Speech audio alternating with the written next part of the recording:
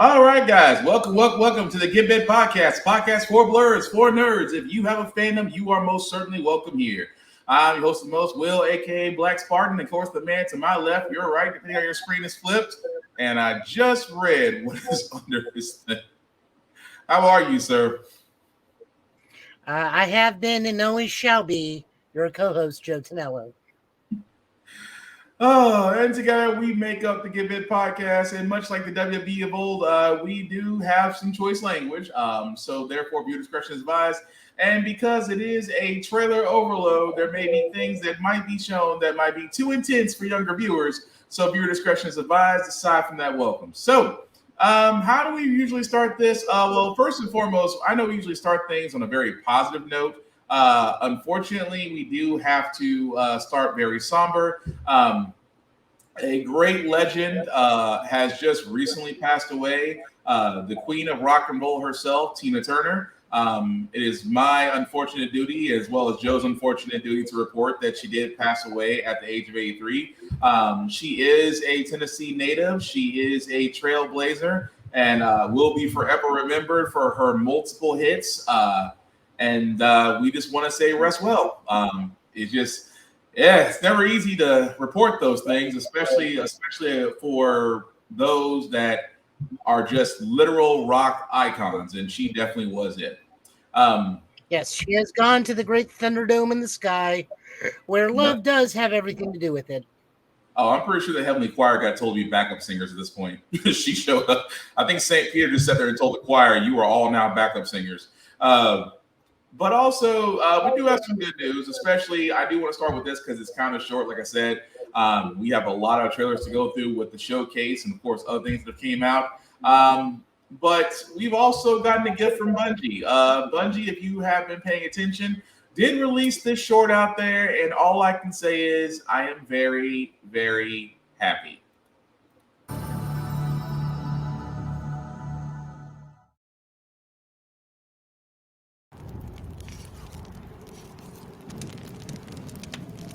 I don't even know where to begin. You've missed so much. We've slain gods, vanquished nightmares, fought alongside those who we once fought against. I wish you could have been there.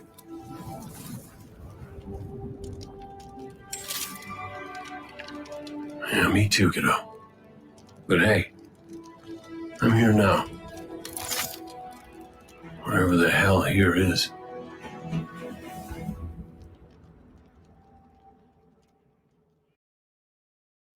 All I can say is welcome back. Why did they get rid of you? I have no idea. But that is actually the trailer for the next campaign for the next season of Destiny called The Final Shape. We will find out more information about that come August 22nd. But Nathan Fillion is reprising his role as Cade Six. Again, I'm not going to go into spoiler territory because if you don't know, if you have been playing Destiny, you really don't know what has happened to Cade Six. I don't want to spoil it for you. Just know that he is back. I'm going to be curious to see how he is going to come back just because of what has happened previously. But again, we will definitely find out about that. But Joe, anything about that? Anything about Destiny as far as seeing Nathan Fillion returning? I've only played it for 2 hours and moved on. Damn. However, I will say this: if you're called The Final Shape, you're probably the last DLC before they announce Destiny 3. Well, or lead into Destiny 3. Well, in their defense, Destiny 3 has been coming for a while now. They're just trying to give us, like I said, I'm kind of happy they're going with a complete story for Destiny 2. I'm not against it. But like I said, I'm not against having a 3 either. I mean, to me, it's still an awesome MMO first-person shooter. But to see Cade Six back, I am freaking happy. Although could have been a response to Lance Riddick, and of course, with Zavala no longer being a part of it, it could have something to do with that. But again, we are happy that he is back in the game. Some other quick news I do want to get into because this really has nothing more beyond it. As me and Joe talked about last week, we did see the trailer for Mortal Kombat 1. which is supposed to reset, kind of a soft reset of the Mortal Kombat universe, with Fire God Liu Kang running the show, and we sing Sang soon. We did get some more information about that. We did find out that Mortal Kombat 1 gameplay will premiere during the Summer Game Fest. Now, for all those that don't know what that is another Geoff Nightly production in which that, much like the Video Game Awards, we really don't care about the awards that much. We just know that there's going to be trailers there about games that we want to see. So Mortal Kombat 1's gameplay will premiere during that. I'm kind of curious to see what we'll see, what characters will show, or if they even show anything as far as combos, fatalities, animalities have been rumored to come back. Brutalities and friendships have been rumored to come back. But as of right now, nothing is concrete until we see it. Summer Games usually happens between July and August. But as that date comes up, that was one of the games that we will be looking at very closely. Now, I can guarantee one thing. What's that? We know for a fact that Jean-Claude Van Damme is a skin. We do that. So I can guarantee you the friendship is the kickboxer dance. I wouldn't be mad at that. Pelvic thrust and downward arm thrusting the whole time. If they do that, you know how many people are going to be sitting there saying, something that's kickboxer, and all of a sudden kickboxer is going to become a trend? Well, everybody keeps forgetting that Mortal Kombat was originally supposed to be a kickboxer game. Yeah. Before they lost the hold of the license, and then they had this game. It's like, what do we do with it? What are we gonna do with it? Right. I heard that, but I wouldn't be mad about it.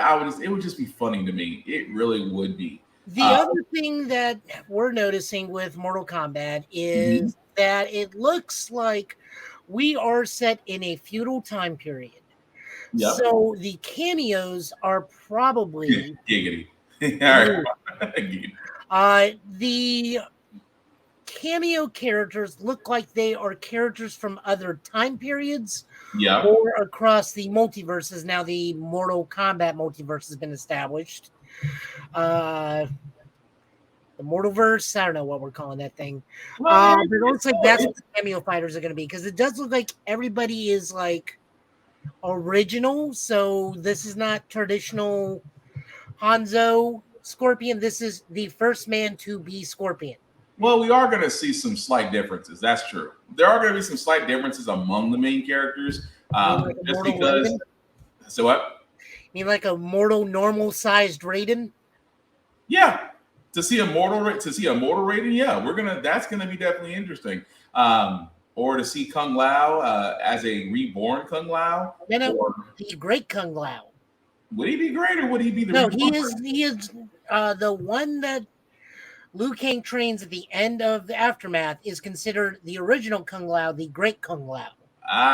Who was Earthrealm's original champion until Shang Tsung went and got Goro. Gotcha. Okay. I was gonna say either he's great or he's the ancient or he's the newer one. But either way, come Summer of Games, we are going to find out exactly what this gameplay is about. You know, we all know we're gonna buy it because let's be honest, it's the Holy Trinity.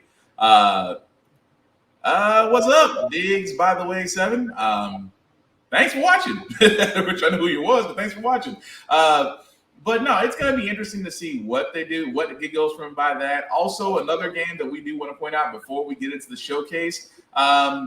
You know, wrestling games really don't get a lot of fanfare outside of WWE 2K. Even though, from what I've been told, 2K23 has actually been better than the previous version out there.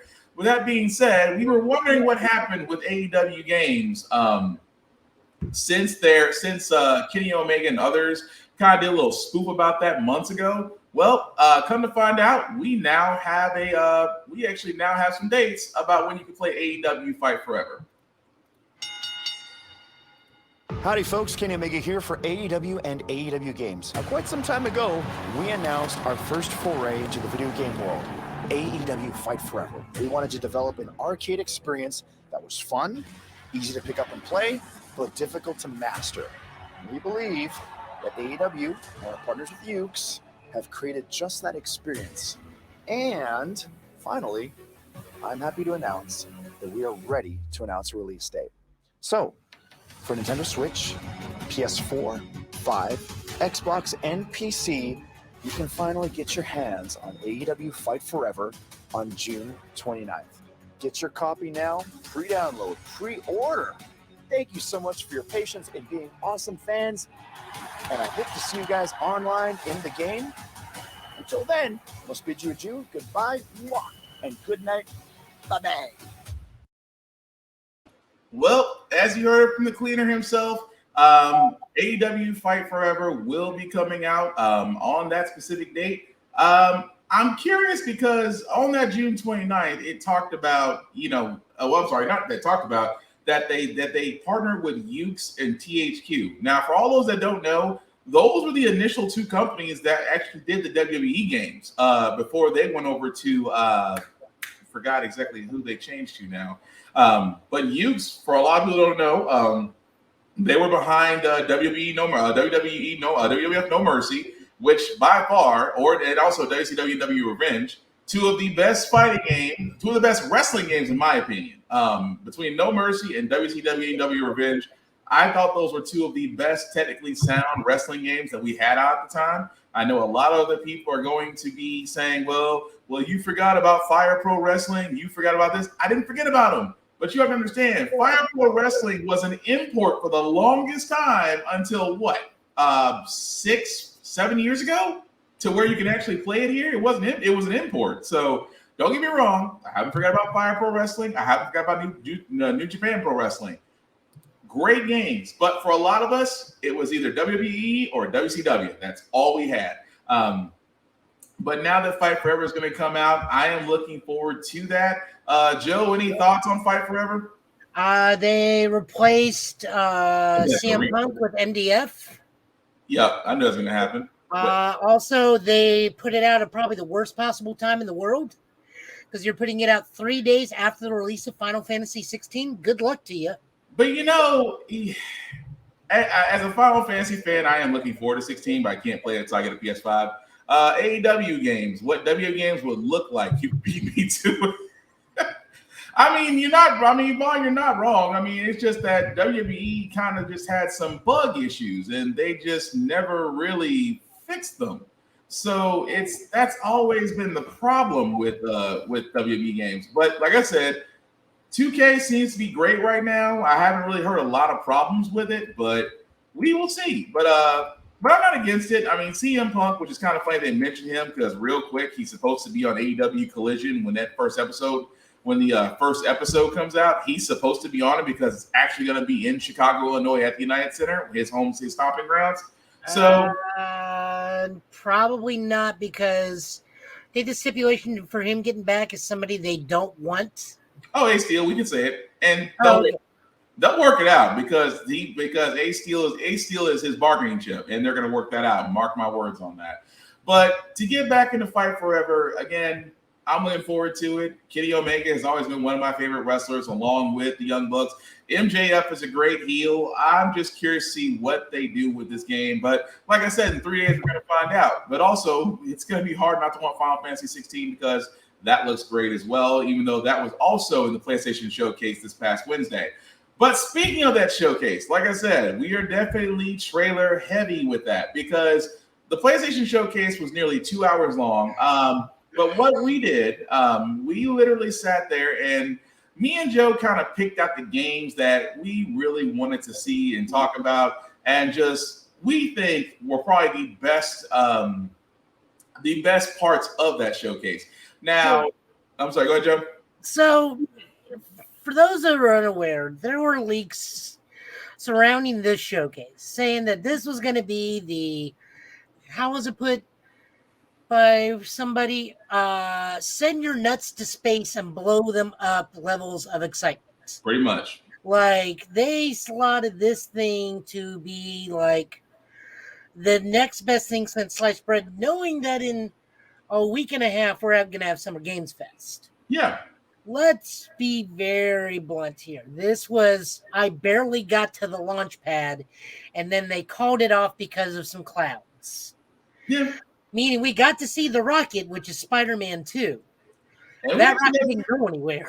But to their defense, there was some surprise ones in there. We got I will give them, in terms of altitude, we maybe got 30,000 feet. Yeah, we got the cruising. We got the We cruising didn't, we altitude. didn't even get to the stratosphere. We got the cruising. We can do cruising right now. Cruising's okay. We got the cruising, and then one of the boosters blew. Yeah, I mean, at that point, all you can do is cruise. But No, at that point, you're just SpaceX. yeah, pretty much. Well, Blue Origin, if you really count the failure. But anyway, but that being said, guys, we do want to start off with basically the jewel of the showcase. And yes, we are going to show its entirety because it really was a very well done showcase for Marvel Spider-Man 2.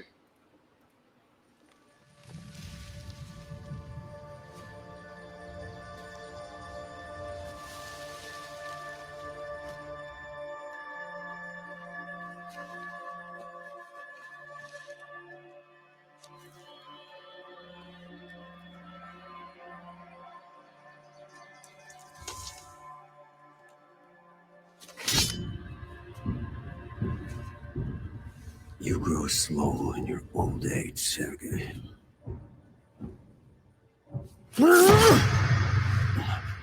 A fate you will not share.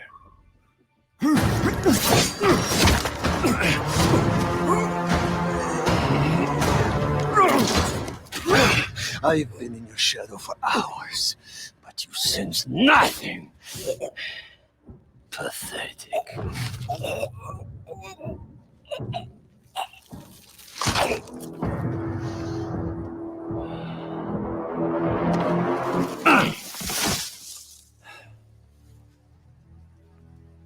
I asked for an equal, and this is what you find.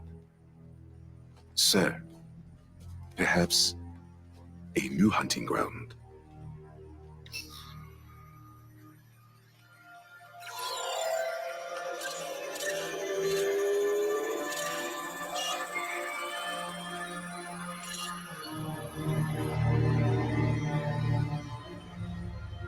Light the fires. The great hunt begins.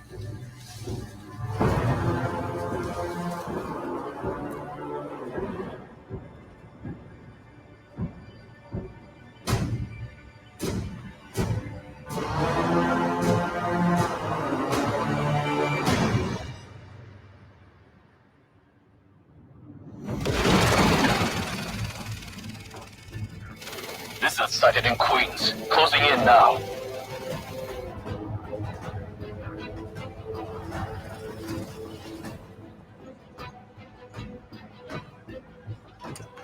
Cover the door. The beast could be anywhere.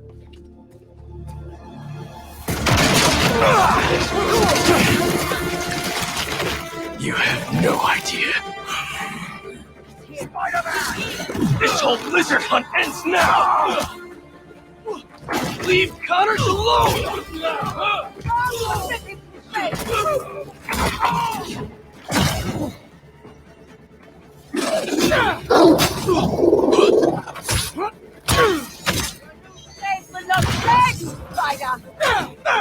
Craven wants a hunt? I'll give him one he'll never forget! He's gonna wish he never came to New York! Stand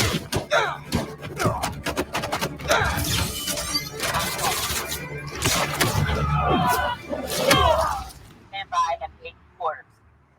Satellite scanning all active feeds. Triangulating position. Target located at Harlem Fish Market. All teams converge. Lizards across the river. I'm not gonna make it in time. Miles, the hunters tracked Connors to the Harlem Fish Market. Lizard. I'm on it. Sounds like Craven's checking off his. We don't have much time. Move. Guess we'll chat later.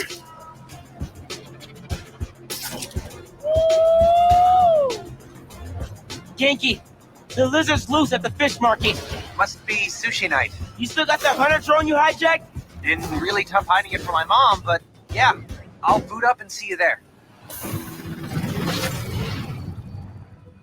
They got here fast.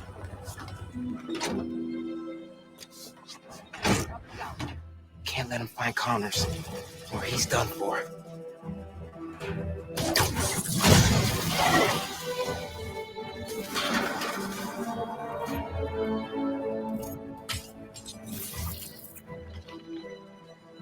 Spread out. If you find the lizard, don't engage alone. Look at those fish. It's been feeding. Never saw it coming.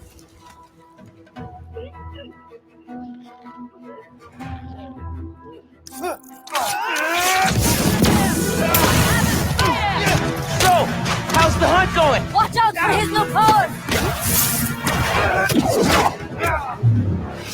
Judging by the 3 tons of dead fish, not well. All right. Where are you, Connors? Garage might lead to him.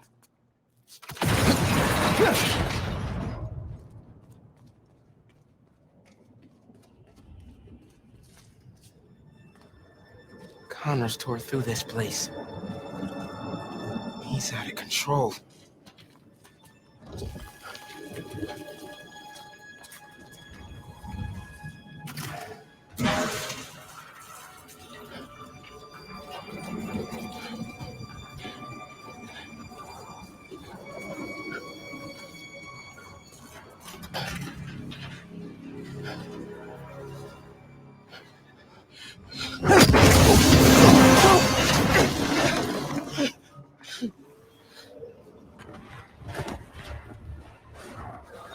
Where am I now?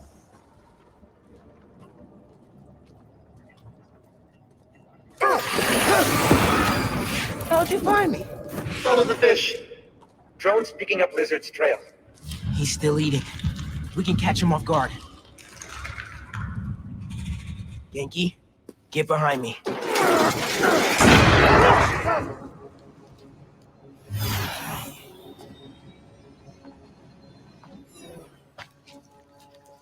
It's just his skin. Doesn't that mean he's getting bigger? Hungrier too.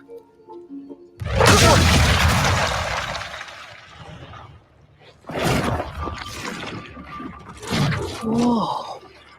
Hey, man. New threats? The building's swarming with hunters. Any sign of Connors? Yeah. Genki's tracking him. Hey, Mr. Parker. Mr. Spider-Man, I mean. But the data's incomplete. Okay, I think I got a lock. Genki, wait! Be chill!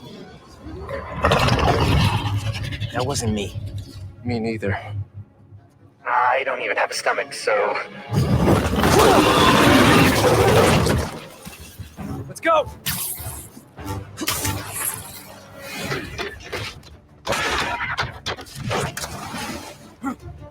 Go, go, go! Take him alive!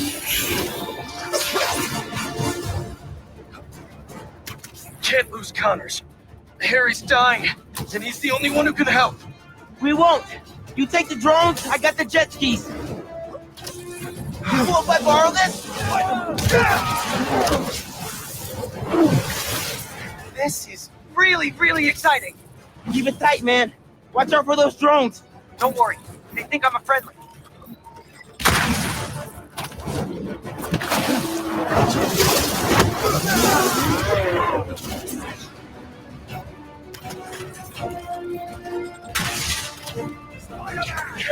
Take him out!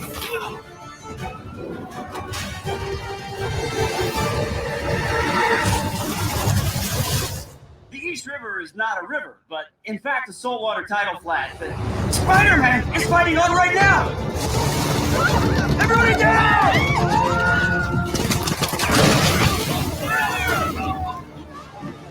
Help the tour boat! Right! I've got the metal murder bird! I warned you about going after Connors. Now this is on you.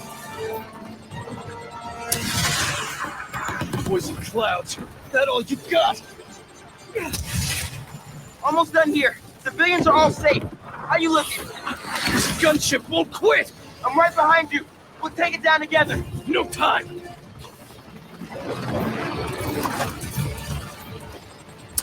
I got you. Time to go boom, boys! Oh, no! Spider-Man has got defenses!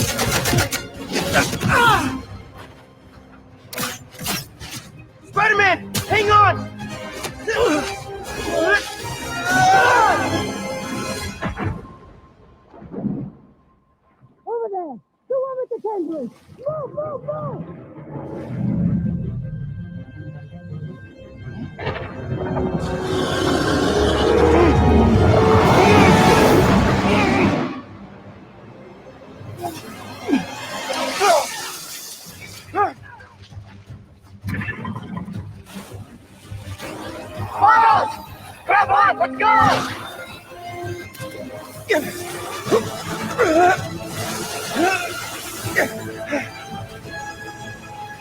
Right behind you! I know! Whoa! Be faster! Fly faster!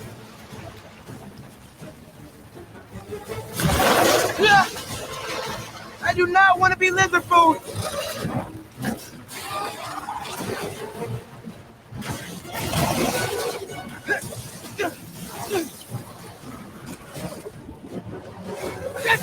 Got him! Hold on!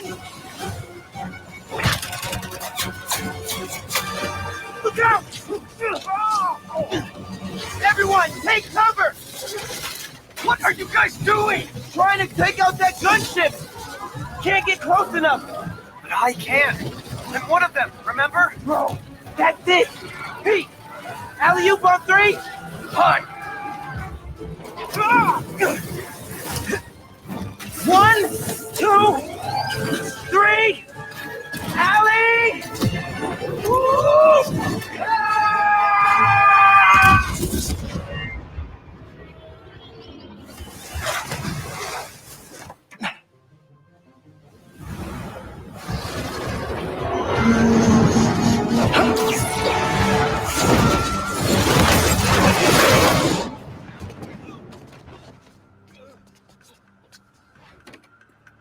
He got away from us.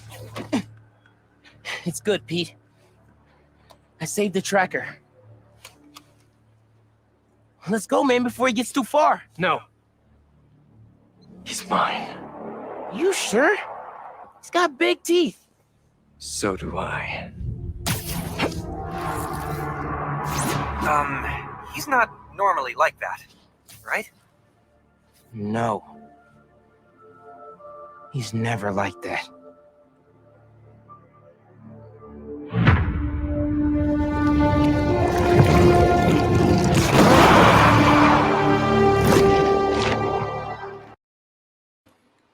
Now, I don't know about y'all, but that right there, what Sony could have done right there, they could have just done a showcase and been the end of that. That should have really been it.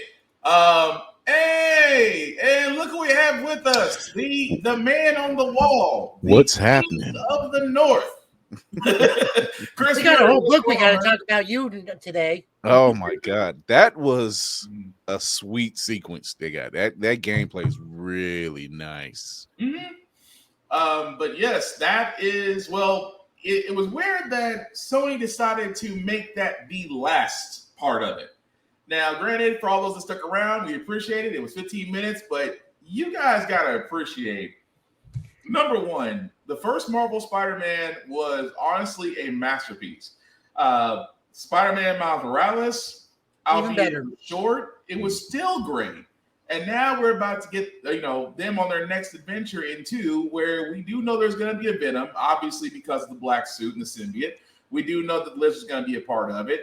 We do know that there is what looks to be a sweet switch feature that you can either play as Peter Parker or Miles Morales, depending on the mission. And that, of course, Miles does have unique powers. If you follow the original, the first Miles Morales game, you'll understand how he got the blue light powers instead of his usual Venom strike. So again, it does mesh up to where it is in the stories as well as the comics. But Chris, real quick, what did you think of the showcase? Oh, what did you think of Spider-Man 2 in the showcase they showed? That looks amazing. I think what Sony manages to do it especially when it comes to any of their Spider-Man games. Mm-hmm. I think they hit it.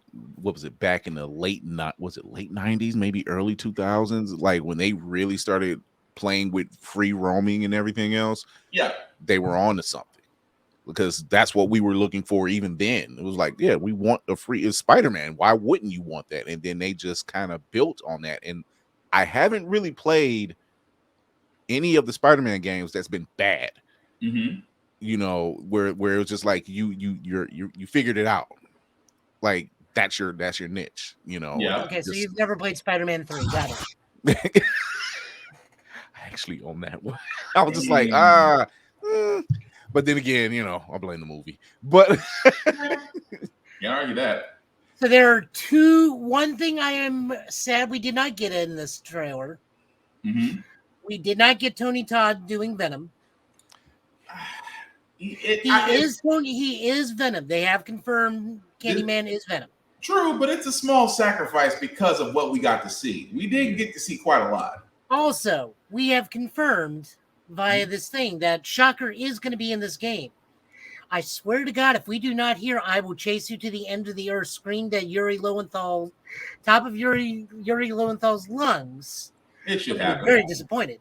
Should happen, but let's be honest, it should happen. But no, we're looking forward to this. They did not say, and I have to go back and look because I'm not 100% sure about this. This may only be a PS5 exclusive. I'm pretty sure it is. I'm pretty sure it is just because of how the graphics look. It looked like it was moving at 45 to 60 frames per second. It did look more high end. It did look more on the high end side, so it may be a PS5 exclusive. Again, I unfortunately cannot confirm that right now, but for all details showing there, it looks like it might be it. So there's already some minor controversy with this game. What's that? Because the black suit is not the smooth black suit. And people were saying, why does he look like the Guyver? So first off, I give props to these people for knowing who the Guyver is. At least they're not talking out their back end. That's right. I am very happy that those people will at least make that comparison. It gives me hope for that kind of level of nerdistry. But they got to realize, what was it? It's like, it doesn't look alien enough. And I'm like, the alien suit, the living suit that is an alien, does not look alien enough. Right. And they're like, now, granted, this Venom is very much like Ultimate Venom, where he is a synthetic life form made on Earth. There are no Clintars in this one. But, and yes, he does have shoulder pads. Hey, that's great. Agent Venom also had shoulder pads. We all had shoulder pad phases. It was called the 90s for men, and it was called 80s for women. Now, you know what? Smooth singular suit is fun, fantastic. I'll give it to you for this one, but I think that suit looks great. There's always going to be nitpickers, no matter what. You're never going to get somebody who's not going to sit there and go, it's perfect. Outside of all three of us, we all have come to this consensus, like, it looks great. When can we play it? That's the next question. Yes. But you're always going to find folks who are going to just, be that comic book guy from The Simpsons. They're going to be that nitpicky. They're going to be him.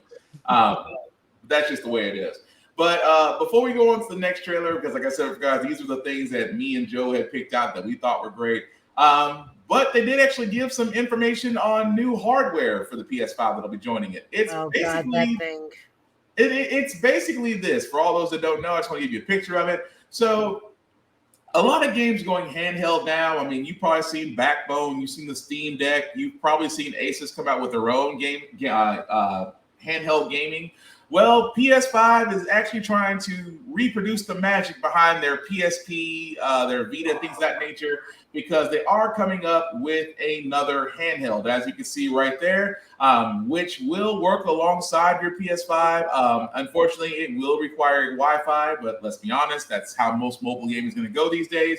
There's also Bluetooth earbuds that are PS5 that can actually connect to the handheld or to the PS5 itself. If you're that Apple about it. Now, I say that Apple about it because if you are an Apple person, you probably just got offended on what I just said, as you have your Apple earbuds. And they won't be offended. They won't be offended for another 5 years when they get that update. Because I'm pretty sure they got offended when I'm like, how dare you talk about my earbuds, my iPad, and my iPhone? Okay, so let me just say this. This thing's going to fail right out the gate. I'm with you, Joe. Because people don't understand. This is not a travel system. This is a system that works off remote play, meaning you got to be within toilet range of your PlayStation 5. Pretty much. And preferably toilet range. Indeed. Yeah. The sad part is you would think with the PSP app where it can work anywhere as long as As long as the unit is connected to a network, and you can connect to a network, you can run it remotely. Now, depending on your internet speeds, it might work great. It might be choppy. I wouldn't recommend playing multiplayer on it. But it's just, but let's be honest, as more handhelds are coming out, companies are trying to compete. Now, Xbox is sitting happy with their Xbox Anywhere, with their app. Their app has worked flawlessly. So it's just, that's one of the times that Sony's having to play catch up with Microsoft, where Microsoft has been perfecting it. But so the only upside I can see to this is it's a Sony device, which means they're going to break this thing right out the gate. Yeah. And they're just going to have a really nice high resolution Raspberry Pi, whatever the new they're gonna name or whatever the new Gizmo system that lets them dump games onto it is. You already know they're going to reverse engineer this, and it's going to be about 8 to 10 different models of the same thing in the same year. You already know that's going to happen. And yet it still won't be able to run Nintendo 64 games. It's also true. Can't argue that. But another trailer that came out, this was not a part of the showcase. This was interesting because I have to give Chris credit first because I saw it on Chris's Instagram first before Joe brought it to me. Will Smith is in a game, and I know Will Smith is starting to make his, I'm not gonna say his apology tour, but it's almost like I'm gonna try different things to let y'all know that I'm okay, but I want y'all to enjoy it too. He is actually in a game where I have to give Chris credit for this. This is basically I Am Legend, but I just wanted you guys' opinions on, does it make you want to play it or does it make you want to trash it? Here's the trailer. It's called Undawn.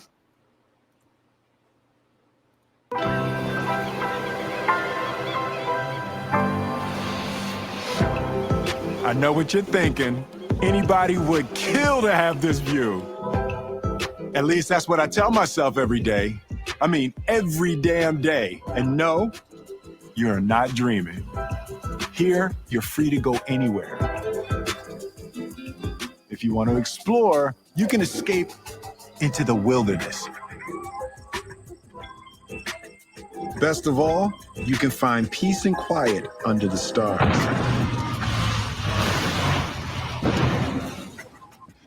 Can't beat a breakfast you caught yourself.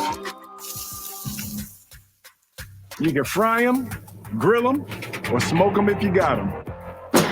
You got your choice of wheels. Some are more selfie-friendly than others. Now this is hot. Sometimes you need a little more horsepower. Dope, right? But, there is one thing. The neighbors kind of suck. They really suck. They do not respect boundaries. They'll chew you up and won't spit you out. We, survivors, have a problem with that. We are not your dinner. Period.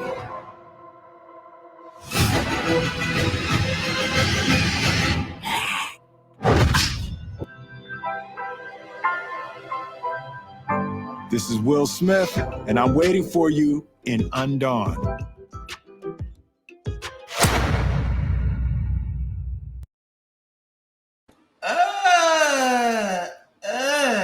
I've seen this premise before.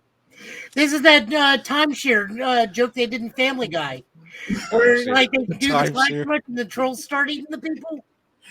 Yeah, I remember that, but I don't know how to put this. It's not enough for me to be invested. It really isn't. You mean you're not invested in Will Smith Negan? No, it's just for Undawn. From what I'm looking at this like Chris said, I had to give him credit for this. This does kind of give I Am Legend vibes, except it seems like it's more surrounded, and I'm just taking a shot in the dark here. Maybe a 4-person or maybe a 6-person fire team, because that's usually how most shooters go. That either you're playing by yourself or with a group. Still with the undead, like it was like undead, and then it was like in one part of the I think the other trailer that I had, it was like a mutated monster. Yeah. So it was given like Walking Dead / Last of Us / Resident Evil. Yeah, it's like almost Back for Blood vibes, really. Yeah. I mean, and it's not bad. It's just like, okay, we've done this before. Tech Guy wants his no money. Okay, so it wasn't just me looking at him like, man, he looks weird. I'm like, who else has that look? And I'm okay. I know now. Oh God, that was funny. I don't know. I genuinely like Will Smith. I really do. I really do. But it's just I gotta put it this way. It needs more. It needs more. I need to see if you. That's just a trailer. It's not enough. There's no gameplay. There's nothing. You're not feeding it to me. Right. So it's just it's different, but I'm hoping more comes out. Really and truly, I hope it does. Joe, aside from the Family Guy reference, anything else you got? No, like, I mean, I know I'm not playing it. Dang, it's like Left 4 Dead and Dead Island had a baby. Yep. Yeah. That's exactly. I will agree with that. I'm kind of over the whole zombie survival thing. Like, if I really want that, I got Resident Evil 2. I can just pop it back in there anytime I want. Now there are some good ones out there, but like I said, we all agree that more is needed before we can make a final judgment on that. But speaking of things got final judgment, I gotta bring up this next one because Phantom Blade. If you did not see this trailer at the showcase, watch this and you'll wonder why we haven't heard nothing about this. You have only 66 days to live.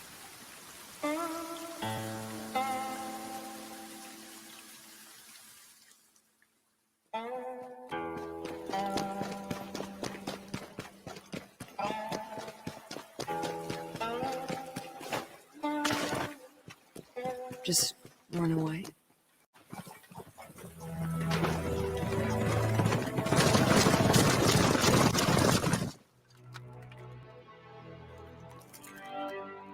It won't make any difference at the end of the day.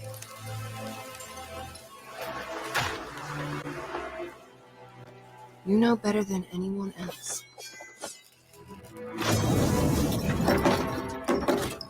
that no one could escape.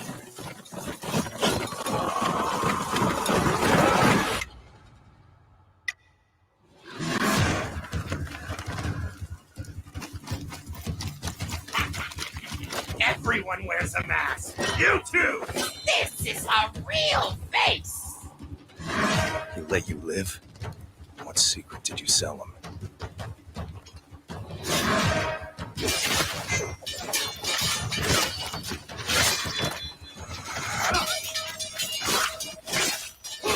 Only a dead person can keep a secret.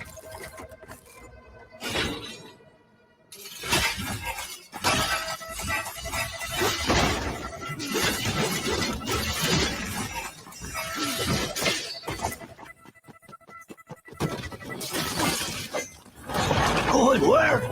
This damn place! You're suicidal!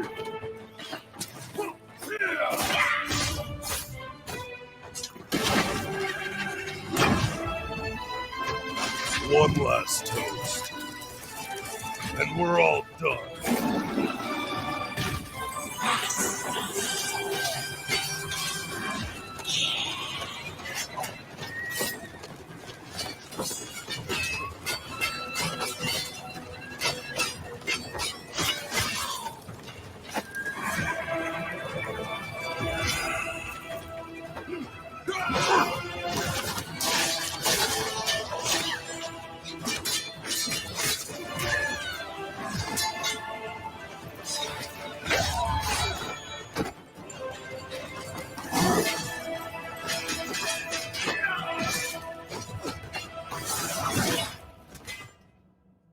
Patience is the key, Master. Time is not on his side. All we have to do is wait. Yes. Let's kill him with time.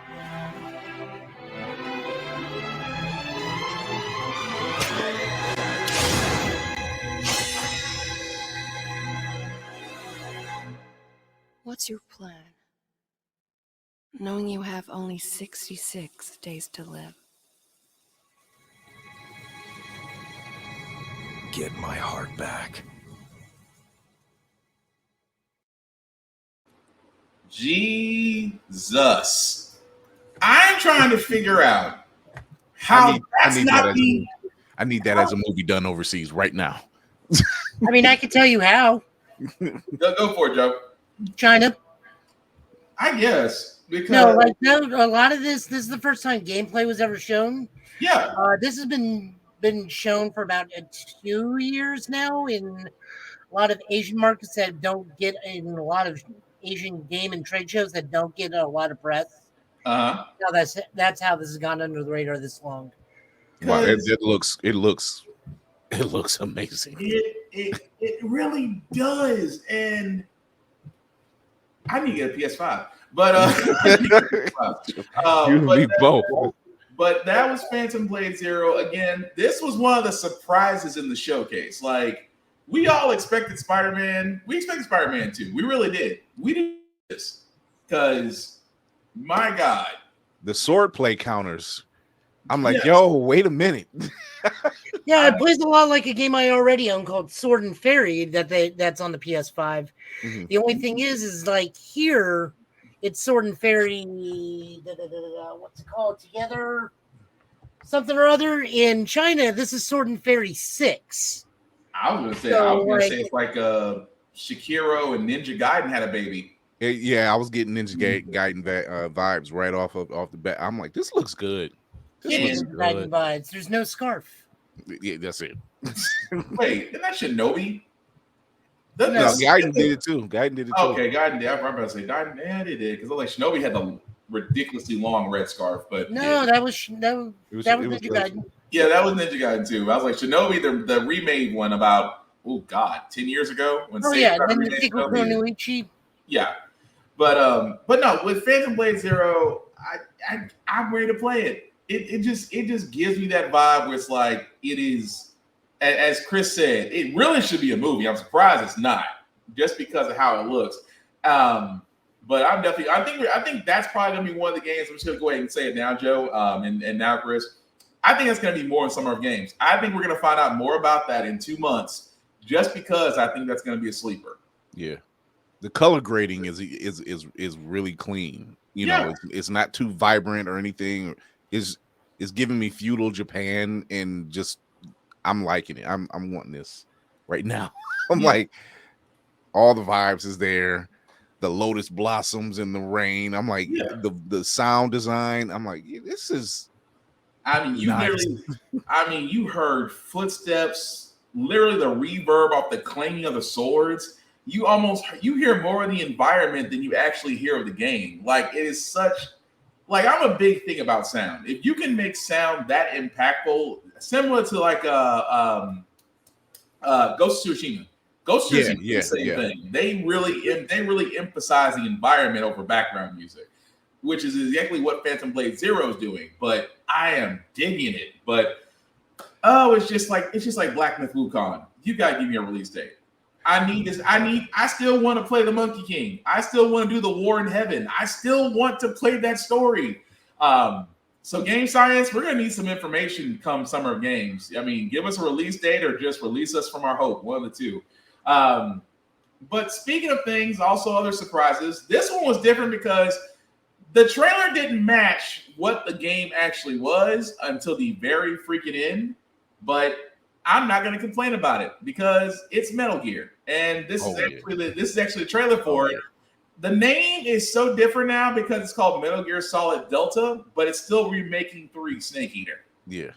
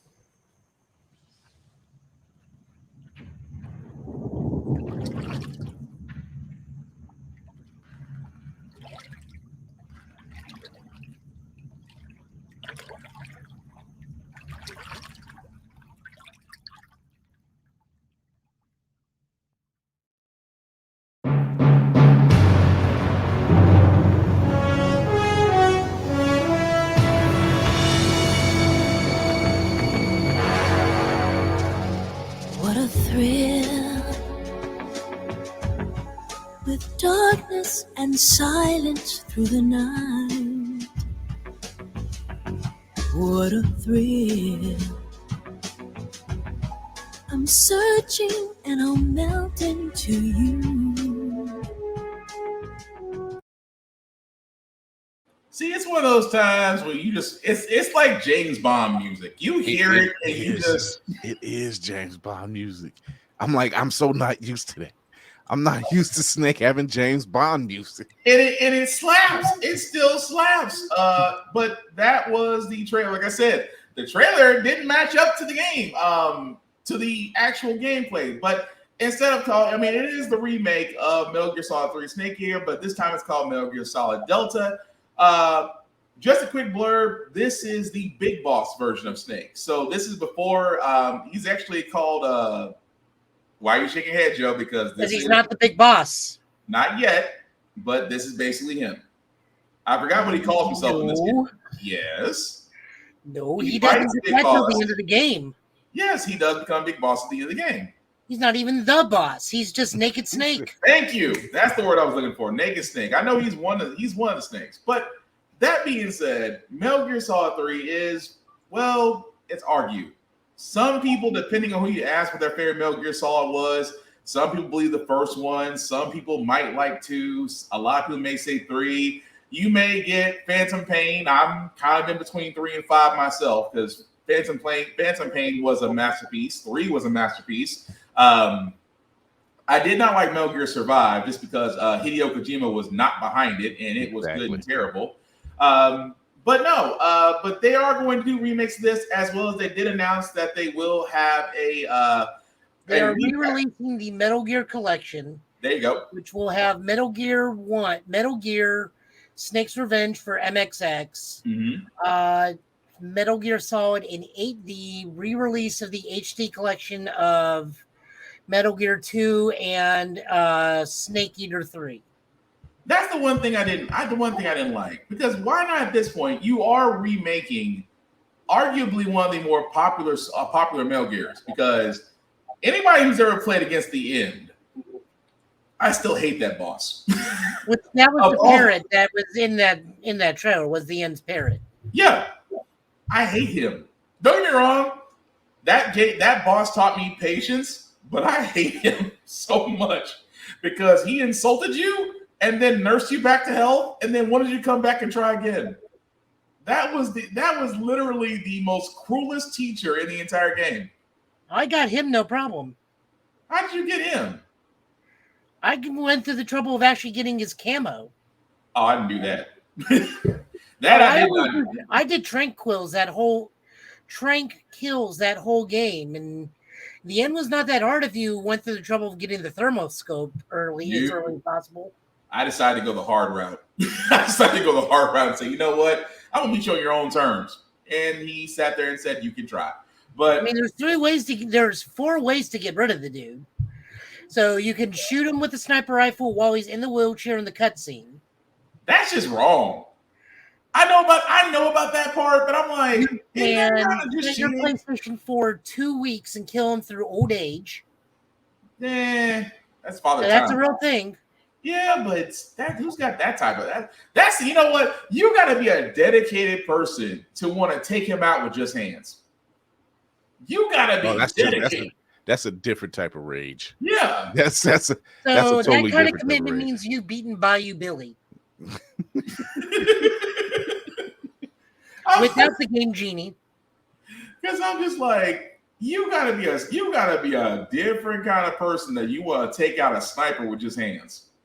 I mean, doable, yes, but I'd rather just take him out with his own weapon and move on. But that's just me. But I'm not judging how you want to end the game or start a game, because there were definitely different ways to beat Metal Gear Solid 3. But that was probably one of, outside of Phantom Pain, to me, that was one of the more complete games. And let's be honest, it's the first Metal Gear Solid that had a theme song that just, it gave you gold. It gave you the Man with the Golden Gun vibes.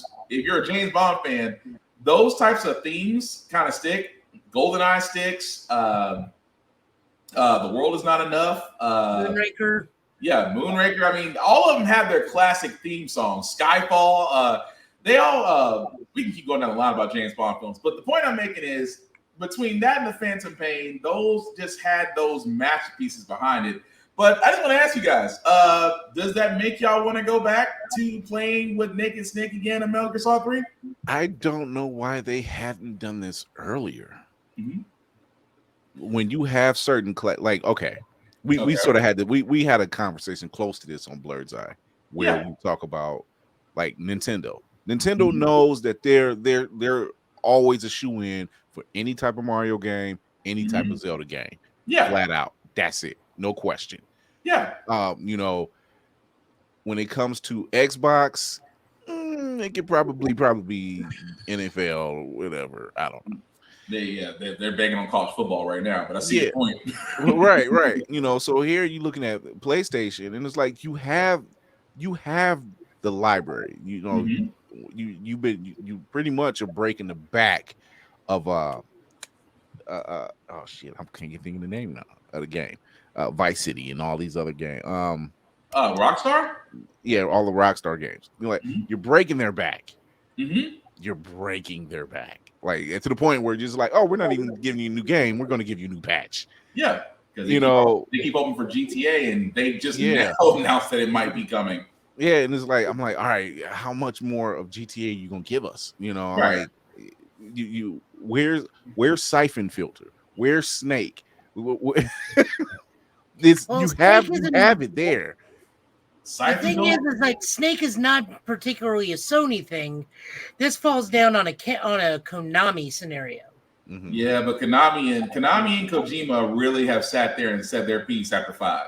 Well, yeah, that's probably the other reason. Is they probably had a no compete contract or some sort of contract, time frame contract they had to fulfill. That's purely speculation on my part. Now, the other thing we can double back on why they're re-releasing HD Metal Gear 3 in conjunction with Delta is we get a lot of that promotional missions. Yeah. And the side missions like the Ape Escape crossover for Metal Gear 3. Yeah. That's probably why they're re-releasing Metal Gear 3 HD is all that stuff, because we also get all the special mission, VR mission stuff in the other Metal Gears. But the thing that always killed me was you had Peace Walker, you had the PSP games that eventually did get released, but those actually filled in the blanks all the way up to Ground Zeroes. But nobody's. I mean, if you're not that dedicated Metal Gear fan, you're not gonna play them. Yeah. So I mean, don't get me wrong. I know it is a giant undertaking. Not only to take a previous game, but to remaster it and bring it up to date graphics and probably include some things that you probably wanted to do at the original point, but it fell to the cutting floor. I get that it's a massive undertaking, but for me, and this is just me, if you're gonna, to me, it's full speed or nothing. You could start with Metal Gear, the NES version, and work your way all the way up to the front. I mean, look. Okay, so like earlier this year, Nintendo announced that they were re-releasing GoldenEye. Yeah, absolute freaking classic. I'm with you on that. give me the whole thing. Yeah, just run the gambit. Run the gambit. If you're gonna do it, do the whole thing. Yeah, because to me, I'm sorry, Joe. What were you gonna say before I start? If we're going full thing, then you better be supporting Metal Gear Acid remakes. I wouldn't be. Look, it wouldn't be. I will support. I'll say it this way: I will support everything up to Survive. You will lose me after Phantom Pain. I'm not gonna lie. After the Phantom Pain, that's where my fandom stops. Yeah, I mean, this game is already being boycotted, so you know. Oh yeah, because don't get me wrong, I understand where they're coming from. If Kojima's not behind it, it's not gonna have that familiar sample. I get it. They're gonna have to credit Kojima because this is just a remaster. Yeah, he has to. He's still gonna get his money. He's gonna get his money and credit. He's definitely gonna get that. But I'm not against it though, because like I said, that was one of the more popular games. That was one of the more popular stories. Because everybody was rooting for Ocelot. Let's be honest. Because Snake practically trained Ocelot in that game. He practically told him, "Nah, you need a revolver. You're more of a revolver type guy. You're not a handgun guy." And then the moment he gets the revolver, it's like, why in God's name did you engrave it? This does nothing for you tactically. It's like I said, it's one of those games that just sticks with you. And I'm not against the fact that they decided to go with just one. But it's a calculated, it's a safe guess because they can't remake 5. There's no way you can remake 5 because that was toward the earlier part of the PS4. So technically, a remake is not in that same wheelhouse. And at the same time, what more could you do with 5 at this point? Because they could actually finish it. Oh, we'll never add in that fourth act that never got put in because we'll never get that. As much as I want that, we'll never get it. I would love to get that fourth act, but we'll never get it. Just because, again, Konami and Kojima, those like that is a line in the sand that no side is crossing. But again, Metal Gear Solid Delta is coming out. As you see, there are going to be relaunches. Are they using this to see if other games will come along, or if other people will sit there and say, "What about Peace Walker? What about this? What about that?" It's a calculated risk to see how many people will sit there and say, "Well, we like this game. Can we get the rest of them?" So I get that to a certain extent, but still, lay out the whole gambit. What's the worst that could happen? That's all I'm saying. Beyond that, don't half-ass it. I mean, give me another Red Dead. Oh, Jesus! I don't need Life Simulator 1908. I'm good. Red Dead Redemption 2, that is a mess. I don't see how Rockstar. Not to go off topic. I can't see Rockstar topping that every single day. For Red Dead Redemption, yeah, Red Dead it's a classic. I can't see them topping it. I will be honest with you. As much as I want to see another Red Dead Redemption, 2 was like. This is only our show on the table. What you gonna do? Cowboy game. What's it? 2 was too much like a real life simulator than it was a cowboy game. Like, literally, people would not talk to you if you did not bathe on a regular basis. Like, I don't want to have to take care of personal hygiene if I'm going to go rob a bank. That is a fair point. I think when you have certain properties, like take Fable for instance. Mm-hmm. Fable's amazing. Yeah, absolutely amazing. And then you gave me Fable 2. Fable 2 was okay. Yeah. And then Fable 3, it was just like it didn't match up. I mean, it didn't match up. It was like, you kind of threw your best shot on the second game. Yeah. And like third was like going back for 2 scoops, but it didn't hit the same. Right. And so that's why I always sit there and say, with Red Dead Redemption 2, that reminded me that to me was like the crown jewel. That's like saying we've hit our mark. We're not going to top this. You want to hear a funny story about Fable and Red Dead? What's up? So in Fable, it's pretty much like Red Dead. You go to these different worlds. Mm-hmm. So I had got married in one town. My character got married in one town because I saved their town, so they gave me a wife. I forgot the name of the town, and I was working like crazy overtime. So when I went back like 2 weeks, mm-hmm. and I'm like, where's my wife ain't never at this house? What is going on? And I'm like, okay, whatever. Did a mission. Oh my God! Whole other town. I have 2 wives in Fable. I don't know where the first one is at. The first one is just gone. You have the animal road trip syndrome? Yeah. You have the animal road tour syndrome? Yep. I was like, you know what that is, right? Yeah. Wow. I went to a whole nother town where they was like, I'm like, okay, and I defeated all their little werewolf creatures, and they were just like, here. And I'm like, okay, I don't like this town too much. It's raining all the time, but at least she's home. And that's priorities. Wait, your town was Seattle? Wow. And then on top of that, and then when I played Red Dead, and you know how they get to the part where you settle down, have a wife, have a kid, you know, I was playing it and, you know, did my thing, killed the grizzly bear, got a couple bounties, you know, came back, shot some coyotes off my farm, you know, went in, wife and kid is there. And I'm like, I like this. I like this. My family's home. Every time I go out and do something, come back, my family's here waiting for me. No, I don't want that responsibility in real life. What makes me think I want that responsibility in a game? Oh, dear God. Like, son, I come in, my son's doing his homework. I'm like, okay. Well, that's how you know it's a game. Huh? So that's how you know it's a game. Yeah. you start making those things. But anyway, dear God.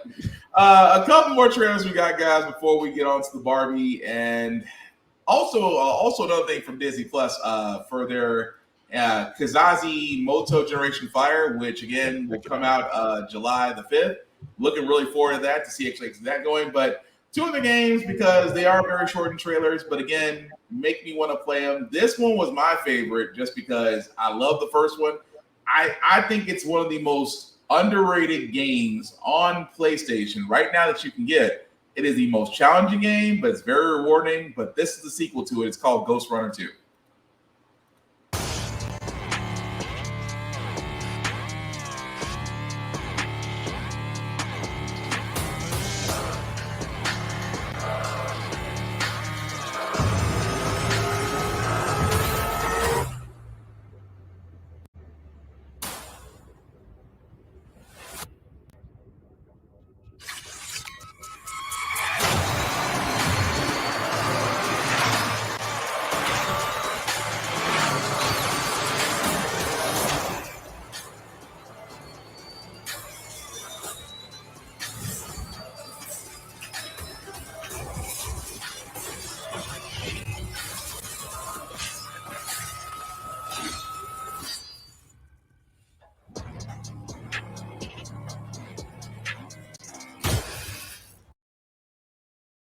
I told you guys, short and sweet. Now, if you know about Ghost Runner, this again was one of the more underrated games on the PlayStation Network. It actually still is available for you to play.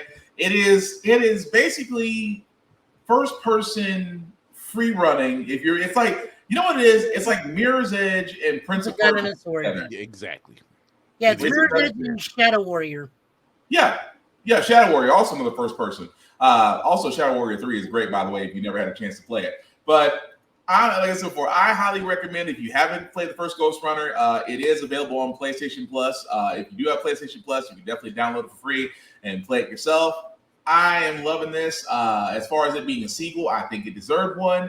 But that's really all I can say about that. But Joe, Chris, have y'all guys ever played Ghost Runner before?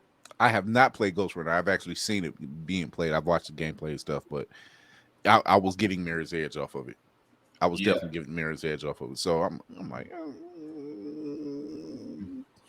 I'm not going to kick it out the bed. But it was. I'll put it this way. I looked at it. I was just cruising through the PlayStation catalog just because I had I messed up and I bought the highest tier. So I was like, well, since the money's already gone, I might as well just see what's in here. So that's how I found Ghost Runner. That's how I found Ghost Runner. It's like, oh, watch the trailer. Okay, let me download it.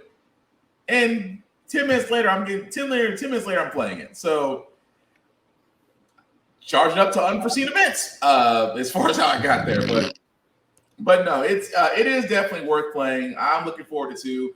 I'm also looking forward to this next one because Joe brought this one up, Sword of the Sea trailer, and I'm not gonna lie, it's giving me Will o' the Wisp type of gameplay. And wait till So this is actually made by the same people that did Abzu and one other game.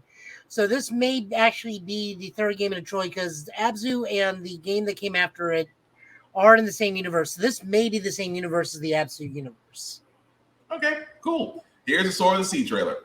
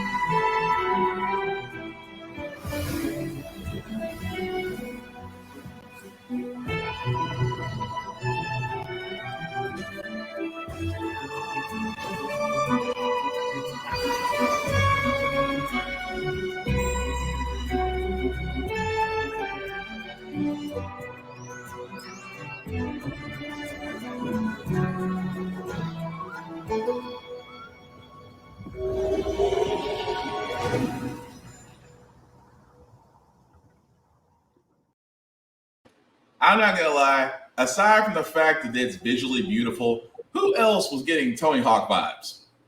Yeah. He was. Look, I know a half pipe on saying when I see one, but no, that was the Sword of the Sea trailer. Again, it looks beautiful. If you played Absol, if you played Journey, visually it looks great. I'm just ready to see what it's about. But it is coming to PS5, so I guess that's the universe's way of telling me that I need to definitely just go ahead and pony up and get a PS5. So yeah. But Joe, Chris, anything you want to add to that? Yeah, PS5 is making me want to choke slam it at this point because I'm just like, I'm glad I treated myself and got one. It definitely. I'm just like, you're just good. Is like amongst me getting equipment for the show and stuff and cons. I'm just like, you're just gonna slap me through the rest of this year, aren't you? It is definitely something else. And But scene. it messes with you. I'm not gonna lie. But yeah, I'm definitely gonna play that. But really quickly, guys, just because we've played this trailer before, but again, we need to play it just because it's that awesome. Kizazi Moto Generation Fire. Again, guys, if you have not seen the trailer, because I posted this on my Facebook, I know Chris has posted this on Instagram and other social media. It is definitely one of Disney's first African studios lit animation. It looks freaking beautiful. And as of today, we can announce that this will be available on Disney Plus come July the 5th. So, again, I love the fact that it just looks stunningly beautiful. I know on Bird's Eye View, we actually got the chance to talk to multiple artists and studio heads and creators. And we have been saying all the time, especially if you've been watching shows like Star Wars Visions, which, by the way, if you have not seen season 2, my God. You are missing out. Right. Star Wars Visions season 2, as I said on Bird's Eye View, and I'll say it here, what Star Wars Visions is basically a job application for studios to sit there and say, hey, we can do Star Wars content if you let us do it our way. And a lot of studios have knocked out of the park. That's what makes my favorite is the first one and the Aardman one. Oh yeah, they're both good. Yeah. They were both good. But yeah, it's just the idea of just seeing African-led studios now. Also, shout out to Martian Blueberry. Shout out to 9B Collective. 9B Collective, Koala Nut Productions. Those guys and many more like them. I really do hope they get the opportunity. Like I forgot the name of the studio that's doing Kizazi Moto. And the sad part is Kira's gonna kick my ass because she told me the studio. Kira's gonna kick my ass until I forgot. But I will correct that later. But studios actually getting a chance to actually do stories is starting to get more and more popular now. So I will definitely be watching this. And also, I have found out The Little Mermaid is in theaters, and so far it has gotten nothing but positive reviews. So shout out to Chloe Bailey and the crew out there for possibly Hallie. Sorry. It's easy to get them mixed up. I keep thinking the shorter one is. I keep thinking the shorter one. My names get mixed up. But Hallie, who does a wonderful job as Ariel, and the fact the cast is behind her. Just because of where things are, box office numbers, they may be number one. They may dethrone Guardians of the Galaxy Volume 3. I guess we'll find out. It's going to be a weird. You know what? Speaking on, it's going to be a weird movie season. Yeah, because everything seems to be coming a week apart. So, like, if you're not slamming it in the park that first week, that weekend release, and that following week before that Wednesday or Thursday, depending on how big the hype is, it's. Hey, that's well, I mean, The Little Mermaid's about to get webbed next week, so don't have. I mean, I hate to say it. But across the Spider-Verse is coming out. I mean, they're both highly anticipated movies, but let's face it, that Across the Spider-Verse is. And while we're on this bizarre subject, I made a note. It's very interesting that. So we're seeing Flash reviews. And they have been universally praised, which is very bizarre. Yeah. Because there's no bad reviews. You're not seeing a single bad review. Before you finish, I have a question. Yes. Did positive reviews on Michael Keaton? No. Here's where I'm getting to that. Okay, I'm sorry. I'm shut up. They are universally positive. Okay. But they are only talking about the movie as a whole. The movie's fantastic. The movie's flawless. The movie's the best thing ever. We're not hearing anything about actors. We're not hearing anything about story. We're not hearing anything about photography. We're not hearing anything about scenes. It's only the movie's perfect. The movie's great. The movie's fantastic. The movie's flawless. And I'm like, keywords. Only positive, and you're only globally praising it. So the spin doctor's heavily rotating because something is rotten. It sounds like Snyder's Stockholm syndrome. No, this is a little bit beyond that because WB in their infinite wisdom has already spoiled 2 cameos in this movie. Yeah. Like a month before this thing comes out. So, like, we won't spoil them here. We'll just say cameos of said heroes have been spoiled. You can find them very easily. Yeah. One of them, you know what? I'm proud that you had the guts to do it. The other one, you have the nerve and the audacity to do that to somebody, to that family, and you are not right. See, that's why. Like, don't get me wrong. I still want to see Batman and Friends. I cannot call it The Flash. Thank you, Chris. Thank you, Chris, for that title. I had to call it Batman and Friends. This movie is going to hinder on how many people have big of a nostalgia boner for hearing all 5 of Michael Keaton's phrases in that film. Yeah, guilty.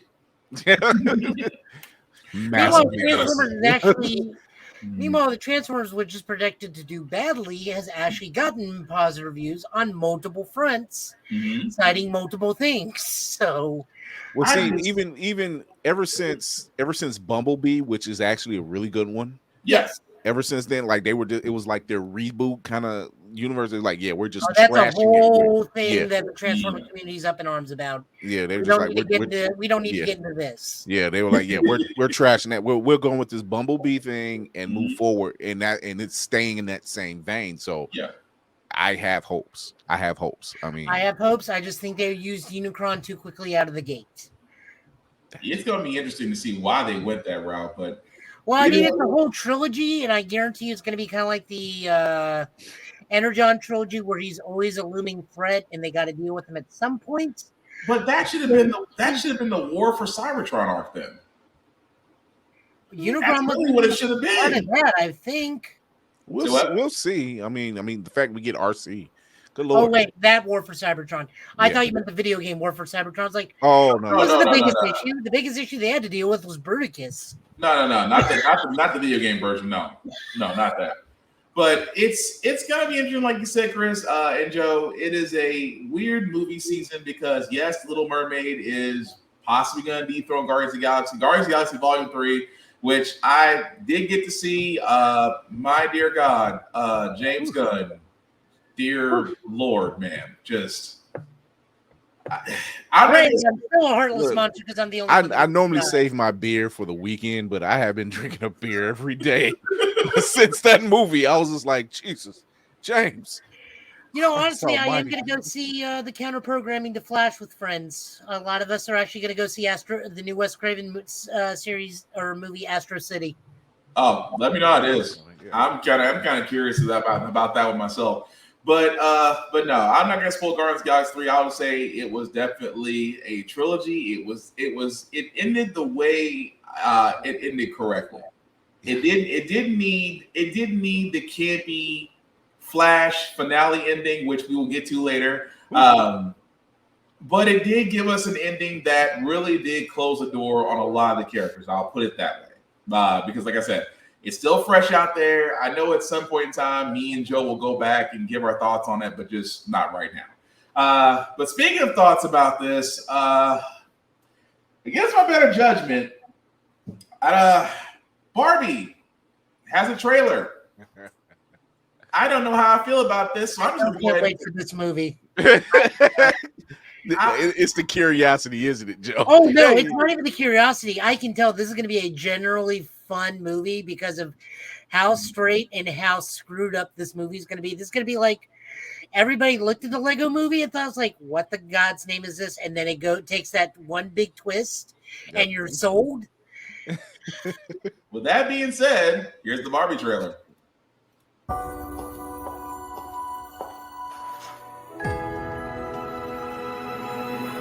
Hey, Barbie. Can I come to your house tonight? Sure. I don't have anything big planned, just a giant blowout party with all the Barbies and planned choreography and a bespoke song. You should stop by. So cool. You can find me under the lights, diamonds under my eyes. This is the best day ever. It is the best day ever. So is yesterday, and so is tomorrow, and every day from now until forever. Do you guys ever think about dying? When my heart breaks, some things have been happening that might be related. when my world shakes. Cold shower, falling off my roof, and my heels are on the ground.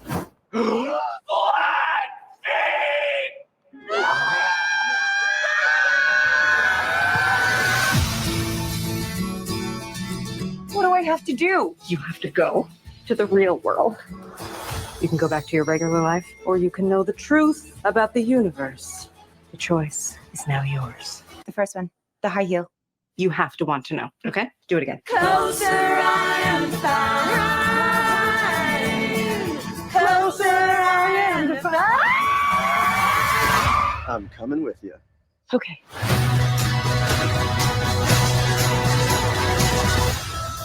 Wow, this is the real world. What's going on? Why are these men looking at me? Yeah, they're also staring at me.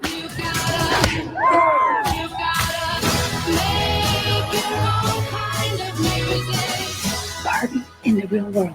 That's impossible. If this got out, this could mean extremely weird things for our world. This would be catastrophic! We haven't played with Barbie since we were like 5 years old. Oh. No one rests until this doll is back in a box. Even if nobody else sings along. Humans only have one ending. Get that Barbie! Ideas live forever. No, I won't let you do just one appendectomy. But I'm a man. But not a doctor. Can I talk to a doctor? You are talking to a doctor. I need a clicky pen? No. A sharp thing? No. There he is. Doctor! Somebody get security. Is Bobby if you still in? And so I'm going to say this now, and we will recite the Doofenshmirtz joke. I had a nickel for every time Will Ferrell plays the main villain in a toy movie. I'd have 2 nickels, which isn't a lot, but it's odd that it's happened twice. I think I'm on board for this one. I'm on board just because I've already kind of figured. I don't know what the plot is, so much is in depth, but just knowing that it's definitely taking a comedic spin on it. Because for the longest time, I kept trying to figure out how are they going to spin this thing, and here it is, and I'm like. And then you got Issa Rae on board, and you got Will Ferrell on board. The fact that the main sequence, I guarantee you, the main chase sequence and action sequence is going to happen in Mattel headquarters as they try to capture Barbie and Ken.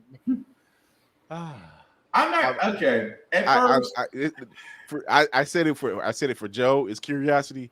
I think it's for me. It's past curiosity. It's just like, yeah, I think I'm all right, look, let's just all admit we've all seen Mannequin when we were kids. Yeah, yes. We're just gonna go see it again as Barbie. I'm like, I'm just looking at Kate McKinnon, and I'm like, yeah, me and my brother did do that to my sister's dog. I will give it to Margot Robbie. Cut the hair. Margot Robbie as Barbie, it makes sense. See Ryan Gosling as Ken and how they're going to portray him, that makes sense. I like that his police placard literally says "and Ken." Yeah. Don't get me wrong, it's goofy, it's campy. I was like, dear God, I am probably going to want to watch this. I don't want to admit it, but I'm probably going to wind up watching this. Like I said, it's the Doofenshmirtz joke. It's odd. If I had a nickel for every time Will Ferrell played a villain in a toy movie, I'd only have 2 nickels, which is not a lot, but it's odd that it's happened twice. Yeah, that's true. But that comes out July 22nd, so in theaters, that's going to be interesting. But what do you say? I'm sorry, Chris, what you say? He does play a good evil, quote unquote, evil CEO. He will always be the guy from Teddy's Toyota on Eastbound and Down. That to me is the epitome of villainy. It's like, we want you to feel the burn. Where's the passion? You feel the tension in the room. See, I can only think of Austin Powers. Like, I'm going to stand up now. I don't think my leg is broken. No, it is broken. I need some antibacterial cream. It is starting to smell like nutmeg. Oh dear God! Oh, I'm on. I'm not gonna lie. I might have to see this one. I'm like, I can't tell. Just I'll tell my wife. So let's go to the movies. What you want to see? Barbie.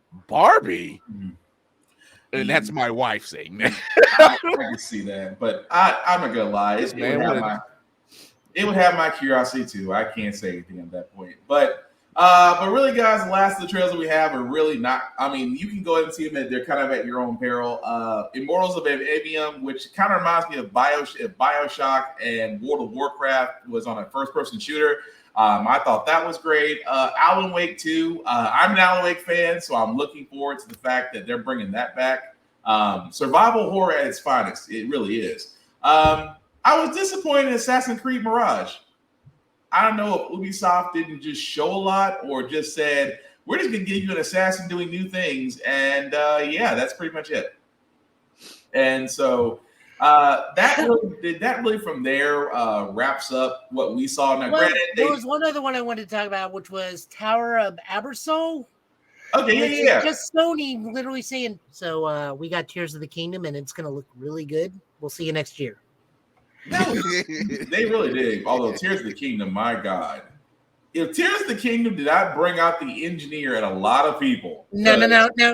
It did not bring out the, let's be real. Tears of the Kingdom brought out the sadists in people. Hey, they're committing war crimes and atrocities to man, to the Koroks. Technically, we crossed that line. We crossed that line back in Call of Duty. I have seen videos where there is just a road of Koroks on crosses. Yeah, I don't get me wrong. There were some weird ones, and then there was a guy who built a Gundam, and I give him respect. Oh, I've seen the one that has a full form Valkyrie. I've seen someone who just built a 2-scale Gundam beam rifle. There was one that built a Metal Gear Rex. One built an X-wing and a pod racer, and it flew. That was impressive, in my opinion. At this point, the rest of the game don't even matter. Right. You don't even care about Hyrule at this point. You're just like, what else can I build with this? Like, don't I got something to do? It's like This is why they never made that Zelda Maker game.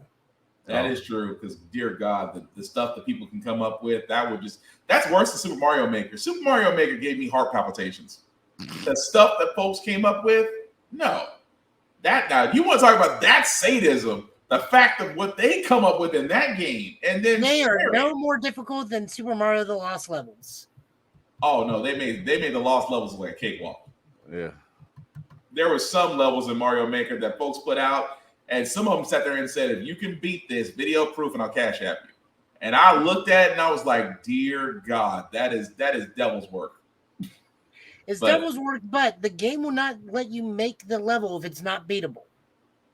True, but that's the thing. Have you some of those? You know what? Nope, not going down that rabbit hole. Not going down that rabbit hole. No. Meanwhile, let's go ahead and get to our television reviews before we get to our comic pools. Joe can bring this one up because I'm still catching up with Star Trek Lower Decks. But it seems like Star Trek Lower Decks and Strange New Worlds will have a crossover. Joe, you want to explain that one? As far as I'm aware, they will be airing a special episode of Lower Decks where they will be beaming in and then immediately scroll down. That way we can see the thing. And Beckett and Tawny Newsome, Beckett Mariner, and Jack Wade, Brad Boimler will be invading the real world and being part of Strange New Worlds, to where Boimler is just going to fanboy all over Spot to the point where they will become Spoimler. Probably. No, it's already been guaranteed. It's in the lower part of the article. It's already. I was going to say it's already happened. I'm just looking forward to this because I am a huge, huge Lower Decks fan. It's like my favorite of all Star Treks, next to Deep Space Nine. Now, don't get me wrong, I'm still catching up because I knew I liked you, Joe. I knew I liked you. Because Lower Decks is definitely funny. Like I said, I'm still catching up because I just finished Picard. Really quickly, I hate y'all. The showrunner. Okay, let me say this because people gonna take this the wrong way. For Picard season 3 was probably the best season of writing for that show. Not just for the cameos, for the entire run of the season. Yeah. I can't be mad about that. I literally cried tears when I saw a lot of familiar faces, and really how they wrapped up Picard. I cannot complain. It was a masterpiece telling of it. Now, I know folks want spinoffs, but let's enjoy this, okay? Let's enjoy this and Strange New Worlds and the last season of Discovery, because Star Trek Discovery is getting Worf sleeping is still hilarious to me. Look, the son of Moog has had a long day and is tired. That is still hilarious to me. There was literally a part of me was just like, wait a minute, he's old. What are you thinking? He was like, I just like the fact he sat there and said, I'm a pacifist. I'm like, and then someone had said the obvious. You do know you're holding, you do know there's a sword at your back, right? For a pacifist, you have a sword at your back. I need to have alternative options. You turn over. I like that some of the comic community was kind of starting to try and drag the new writer for Steel, and then when I pointed out, I was like, "You do realize that's Michael Dorn, Worf, right?" Like, nah, the Steel book's gonna be good. We're gonna be good. And honestly, that was another thing too, because some people brought up actually one of the comic pools we're talking about this week. Yeah, someone talked about that. I'm like, it was great. It was better than Cyborg. Oh, and I still got a bone to pick with that.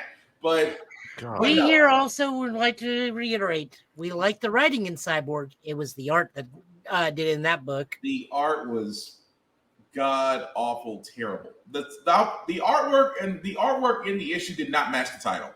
It did not match title art. That's it. I still couldn't tell if that. I went back and reread it. I still can't tell if that was his mom or his new girlfriend in that book. It looked like his mom. It's from the name that was used. I say his mom. No, because he even says like you were the sister that he wanted. You were the daughter he wanted. Okay, I missed that. Okay. In that case, that was the sister. Okay, I completely missed that. But no, but Picard was great. Lower Decks, if you have not seen it, you definitely should watch it. Strange New Worlds, again, I highly recommend it. And also Star Trek Discovery, their final season is coming up. If you have not seen any of those series, you highly should. They are definitely great. But we do have to start as far as our TV reviews. We do got to say goodbye. Why do we have to say goodbye? Because, ladies and gentlemen, as of 2 days ago, The Flash has had its run. That pun was terrible. I take over now. Let's be honest. Season 9 of The Flash was supposed to be an abbreviated season. Was only supposed to get. It was actually really only supposed to get 9 episodes. The fact that they actually got it to 13 is amazing. The fact that they really had a lot of things that they were trying to accomplish in 13 episodes really didn't get over. And then the whole New World series, it just, to me, rushed. It was depressing. It really was. But just go around the round table about this. Not only talking about the final seasons of The Flash. Overall, and Chris, I'll start with you first. Overall, was The Flash a good, did it have a good run on CW? Did we just simply run out of steam? Or was this just a failed experiment from Jump Street? I think it had a good run up until probably season 5, 6, maybe.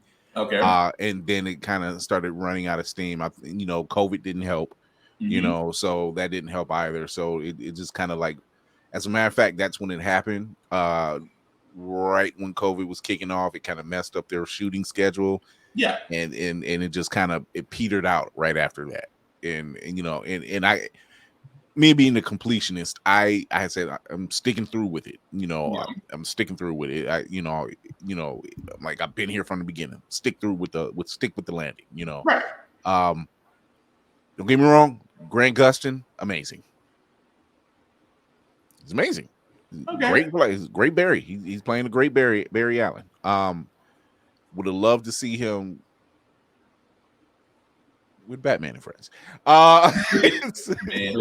that is not the hope that everybody has right now. Right.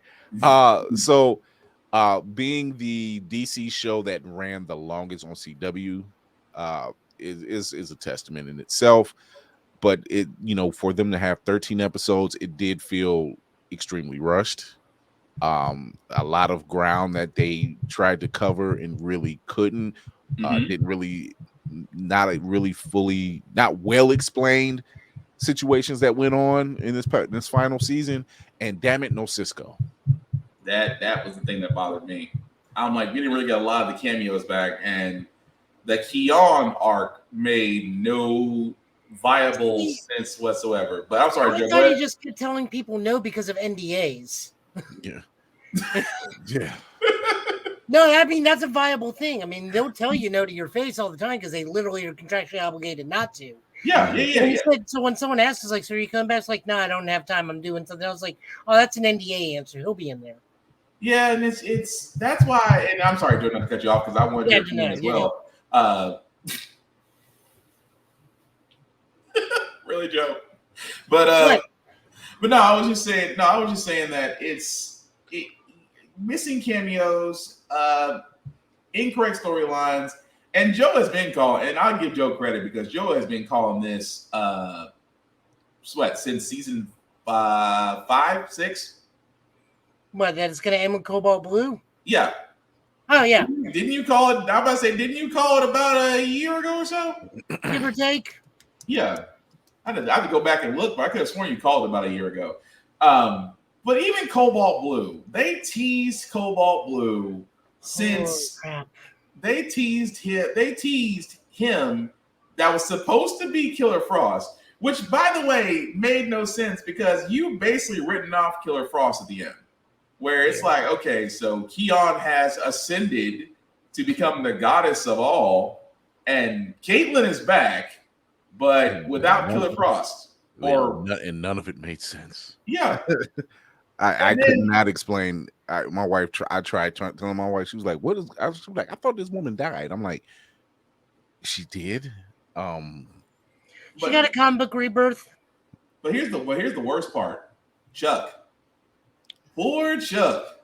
Because I thought for a second the CW was gonna fill its black person quota died in the season. I was like, y'all took a while, but it's like, wait. Person of color has to die. Shit. And then you come to find out he's not dead, but apparently is a meta. Still has his meta abilities. Still has meta abilities, more dormant.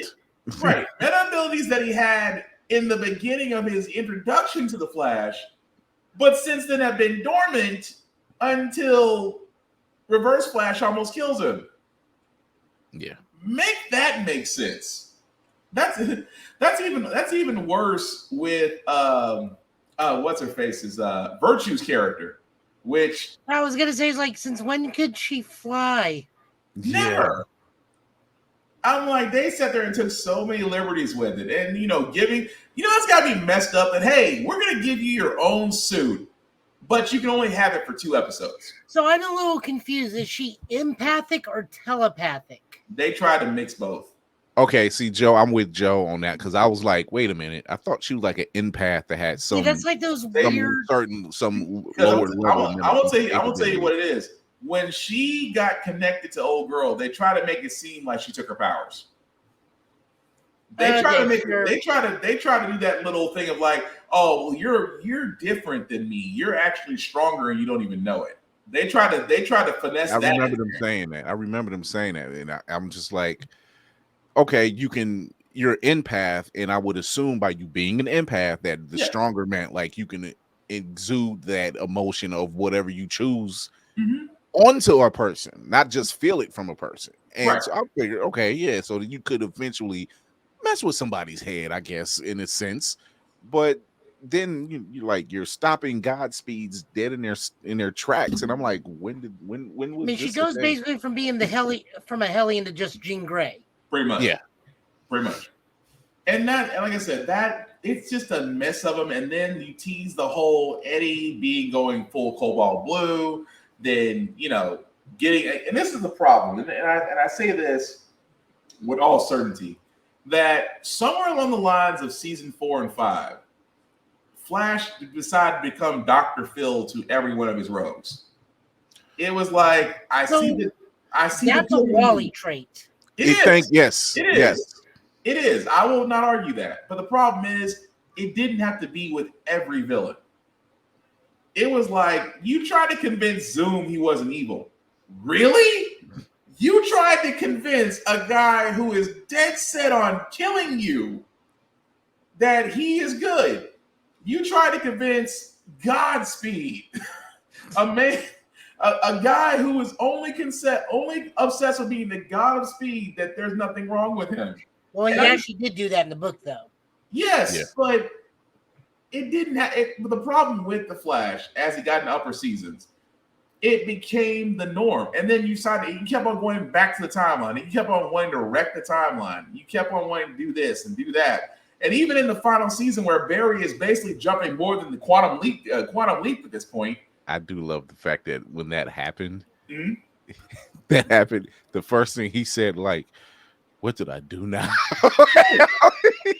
It just, to me, it just didn't work. And I hate to say it because, again, the Flash is one of my favorite characters.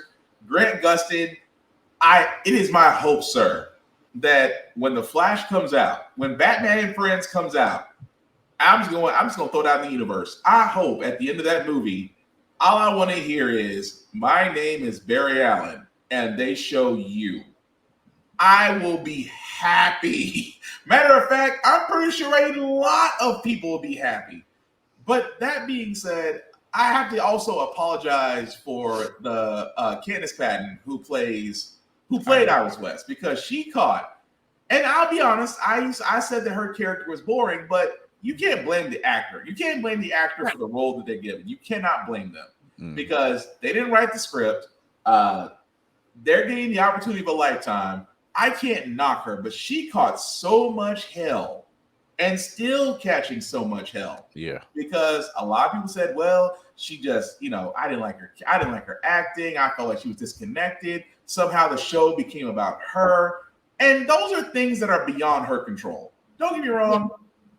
I think she's a phenomenal actress. I think she did the best that she could with the role that she was given. But again, I cannot blame her for the show writers and the showrunners who were basically following CW. And again, CW has to answer to Warner Brothers. And we have said it on here. Chris has said it on Blurred's Eye View. We have heard it on Roomful of Blurs, on Navy Montel. We have all said the same thing when it comes to Warner Brothers. Executives do not make great show decision writers. And it shows. Mm-hmm. So that's why I wanted to say to Candice Patton, you are definitely not hated on Get Bit. We love you. We hope we hope you find more roles and more work. We apologize that the internet definitely can be a toxic place, and that some people out there just really have nothing better in life. I mean, for me personally, generally, I love the cast. Yeah, it's not the cast. It's just you could tell when the writers ran into a wall, and I'm like, okay, you do know you can kind of do something different here, right? And you like what they introduced us to Max. They introduced us to 3 more speedsters. Yeah, Max Mercury being one of them. Yeah, and that's cool. And I'm like, okay, I like that. But it's such a. But what makes me mad? Why wasn't that done at the beginning of the show? At the beginning of the season, that would have been your arc right there. That I can actually explain, but it has to do with some of the shows they canceled. Okay. So Avery and Jesse were supposed to be part of that superhero university thing. Oh, Titans. That Diggle was going to run, and then Max Mercury was going to be a teacher there and be like their mentor, because Max Mercury is mentor to Bart. Gotcha. Yeah. So, had the Diggle show continued, that would have been Max Mercury teaching Avery and Jesse how to be speedsters.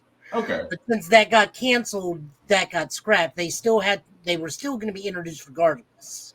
Yeah, it just to me, if you know it's going to be scrapped, and again, to put that out there to where Flash is like, well, I can't be the only one with powers. Let me search for others. I'm like, that should have been the focus it should have been the focus from episode 1 of the season, because you got your gold boots. I'm happy you got your gold boots. You should have had your gold boots from Jump Street, but at the same time, you could have made this last season meaningful, because that's really what we were asking for. But again, we were asking the wrong people. We couldn't ask Grant Gustin and Candice Patton and Jesse Owens and everyone else that was a part of that show. We could not ask them for a better season, when really we should have been looking at Greg Berlanti and those who had the ability to make this happen and simply did not want to, even though the president of CW had already sat there and said, we're saying goodbye to superhero shows. We thank them for their seasons, when really he should be kissing up to them, because if it wasn't for the Arrowverse, outside of the Vampire Diaries and Nancy Drew, who else is watching CW? Right. Because they wanted the Supernatural. They wanted Supernatural to still keep going, but once again, COVID pretty much was like, yeah, we're locking this down. This is, And that was another thing. This Supernatural ended the way it should have ended. It ended the way it should have ended, but it didn't end the way that it should have ended. Yeah. like if they had gotten the actual non-COVID ending, perfect. That's the perfect. Like it was the same ending, but it would have been with everybody there. Yeah. But but that's what I'm saying. It comes with these shows, like I said, and I was trying to discussion I had with someone about, well, the Arrowverse was a failed experiment. Well, to some extent, yeah, because when Berlanti and company came forward, it was a 5-year plan for each show.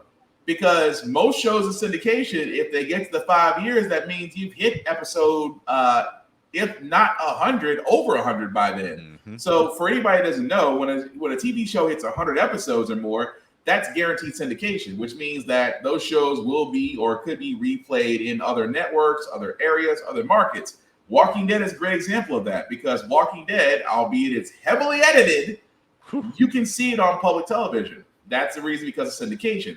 So that was the plan for CW for the superhero shows. And somewhere along the lines, they got so popular to it's like, oh crap, we don't have a plan beyond this point, so we're having to make it up as we go. You saw it with Arrow and how that ended. You saw it with Legends of Tomorrow and how that ended. You saw it with Supergirl. You saw how that ended. Kung Fu, which again it wasn't a bad show, but I don't think it got enough. It did not get enough support behind it. Because it still reminded me of Jackie Chan Adventures. It really did. And Stargirl, again, I still think because I was late on board to get on that show, but then again, that last season was, dear God, the last season had a body count, but it was still a good season. Yeah. Stargirl was actually really good. Like for this short run, it was actually really good. And I'm surprised. I was like, wow, this is good. Like, and I'm surprised it's a certain balance you got, and it's good, but now you're dropping it. I was kind of hoping it would get picked up. I was kind of hoping to get picked up by Max now. Since we can't say HBO Max, it's now Max. Because I hope the same thing for Superman and Lois, just because we're getting to that season finale. But before we do get to our review of Superman and Lois, Joe did watch American Born Chinese. That is actually on my list to watch that on Disney Plus. So, Joe, really quickly, sir, what was your impressions of it? Super cute. It's a fun show. I can't wait to watch the rest of it. Michelle Yeoh is a treasure. She is. Ke-Huy Quan, pretty interesting in the he's a guidance counselor in the first episode. I'm sure he's gonna have an expanded role. Yeah. But the two main actors, those kids have good chemistry, good comedic stuff. I can't wait to watch the rest of it because this is just hilarious sometimes. I want to chime in on something with Michelle Yeoh. For those who are just now catching on to Michelle Yeoh, you consider yourself blessed because we have always known. Oh yeah, since Super Cop, since Super Cop, I've been on her since Yes Madam. That's the word I was looking. That's the name I was looking for. Thank you, Joe. Yeah, she's always been that chick. Like I'm like, you seen her on screen, you're like, she's about to whoop somebody's ass. Yeah. That's all you But again, Michelle Yeoh, Ke-Huy Quan, they deserve their flowers and then some. Like I said, over multiple shows. Ke-Huy Quan, man, my God. Yeah, they deserve Redemption their flowers season and is then real. Some. Yeah. Redemption season is real. You ain't lying. But definitely do deserve their flowers. American Born Chinese, which again, I hope to be watching this. Depends on when Obi's gonna let me actually rest because having a newborn, fun. I love him. Don't get me wrong. I love my son. I love my son. He doesn't believe in letting his old man rest. So before anybody thinks I'm being a horrible parent, I love my son. He doesn't let me rest. But sleep. What you say, Joe? I said just hand him off to the green neighbor next door. He'll raise him fine. Green. God. All right. So before we get to our couples, our last show to review, Superman and Lois. Most recent episode as it gets toward their season finale. Again, another solid episode. I mean, the fact that I forgot the actor who's playing Bruno Mannheim. I had his name on the tip of my tongue and I forgot it already. I'll pull it up. That man is doing a phenomenal job playing the leader of Intergang, and I cannot think of his name right now. But aside from that, again, it was a solid episode. I like the fact that it wasn't really heavy action until the end, because it was the end. It was surrounding onomatopoeia. It was surrounding cancer that both her and Lois are fighting. You see, Henry Irons and Bruno Mannheim was having a training day moment. Yeah, Chad L. Coleman. Thank you, Chad L. Coleman. Yeah, but again, phenomenal actor to play Bruno Mannheim. But I mean, the whole thing between him and John, it was like No Country for Old Men, and I'm digging it. And at the same time, a lot of people are speculating what happened at the end. The fact that John was like, look, the man threatened my family. He threatened my daughter. He's sending the same man who I thought was dead comes back to life. Soup doesn't believe in killing. Look, bruh gotta go. John is like, oh, you gonna make me come out of that bag? Yeah. So it's like he sat there. I mean, the whole thing was, and I do like the fact that they want to leave it in there about Clark looking at John and saying, John said, "Look, man, I had no choice. You always have a choice." Now at that point, Superman, I understand everybody has a choice, but at the same time, you was a little slow getting to the scene. That's all I'm saying. I'm sitting here ducking and dodging. My suit can't get to me fast enough. He's heavily powered. All I have is my hammer. At this point, he's made his choice in life. But they're trying to say this is set up for turmoil. But I'm like, well, if you really think about it, it doesn't really need that turmoil. They'll just be on odds and ends about taking a life or not taking a life, because Superman has taken a life before, even though morally he doesn't want to do it. But he has killed people in the past. Mm-hmm. And if you've been reading Dawn of DC, Superman, Clark Kent, or Jonathan Kent, where Ultraman has arrived, a little bit different. But the point I'm making out of this is, and I'm going to toss it to you guys on what you think. I thought it was solid. This season finale, and I say season finale because right now it is a cliffhanger on where Superman and Lois is going to go, because CW isn't saying that they're going to be bringing it back. It is rumored that Max is heavily interested in giving it another season, but nothing is confirmed. So, Chris, I'm going to toss this to you, sir. As far as what do you think of the latest episode, and do you think that Max will pick it up? Solid episode, like you said. I'm hoping Max picks it up, because the fact it's just a weird balancing act they got going on right now. I hope Max does pick it up. I hope they're smart enough to say, hey, let's give this one more season at least and finish out its storyline. Don't have it a rush. And not have it so dark, like and I'm kind of offshooting here, like with Titans. Yeah. How it ended. And we just got done watching Volume 3, Guardians of the Galaxy Volume 3. And it was like, yeah, you got the same ending, but one had more depth. I'm just saying. But I hope that they get picked up for their 4th season and get sent to Max. If CW, because CW is going through a lot of changes, like getting bought out, wanting to change up their itinerary. And then you got the writer strike going on. The SAG writer or the SAG actors is getting ready to join them. There's a lot going on. Yeah. There's just a lot going on. And so I hope it does get its 4th season and get sent to Max. I did notice, I don't know why it took me so long, but I noticed when Clark lands at the farm, he lands hard. And I'm like, dude, you got all this land. You can literally glide down. You don't have to come down like a crater. Like a meteorite. The man kind of can make his own runway at this point. Like you don't have to do that. Like we know you here. You ain't got to land that hard, but but yeah, I want to see where this is going. I love this Mannheim angle. Never thought I would like it like that. Mm-hmm. Never thought I would like it like that. The fact they humanized him. That's why I've been saying. I mean, that they humanized him to where it's like you almost don't hate him. Yeah. You almost do not hate him, and I'm like, he loves great. His wife. He loves his son. He's a different person when it comes to business. He's a completely different person. But you know what? I have to give it credit for, because I just not thought about this. He's basically Kingpin. He's basically Kingpin in DC form. He is. Because if you think about Damien Dark. Damien Dark. Yep, same way. Like he's about business over here, but when it comes to his daughter Nora, he'll kill for it.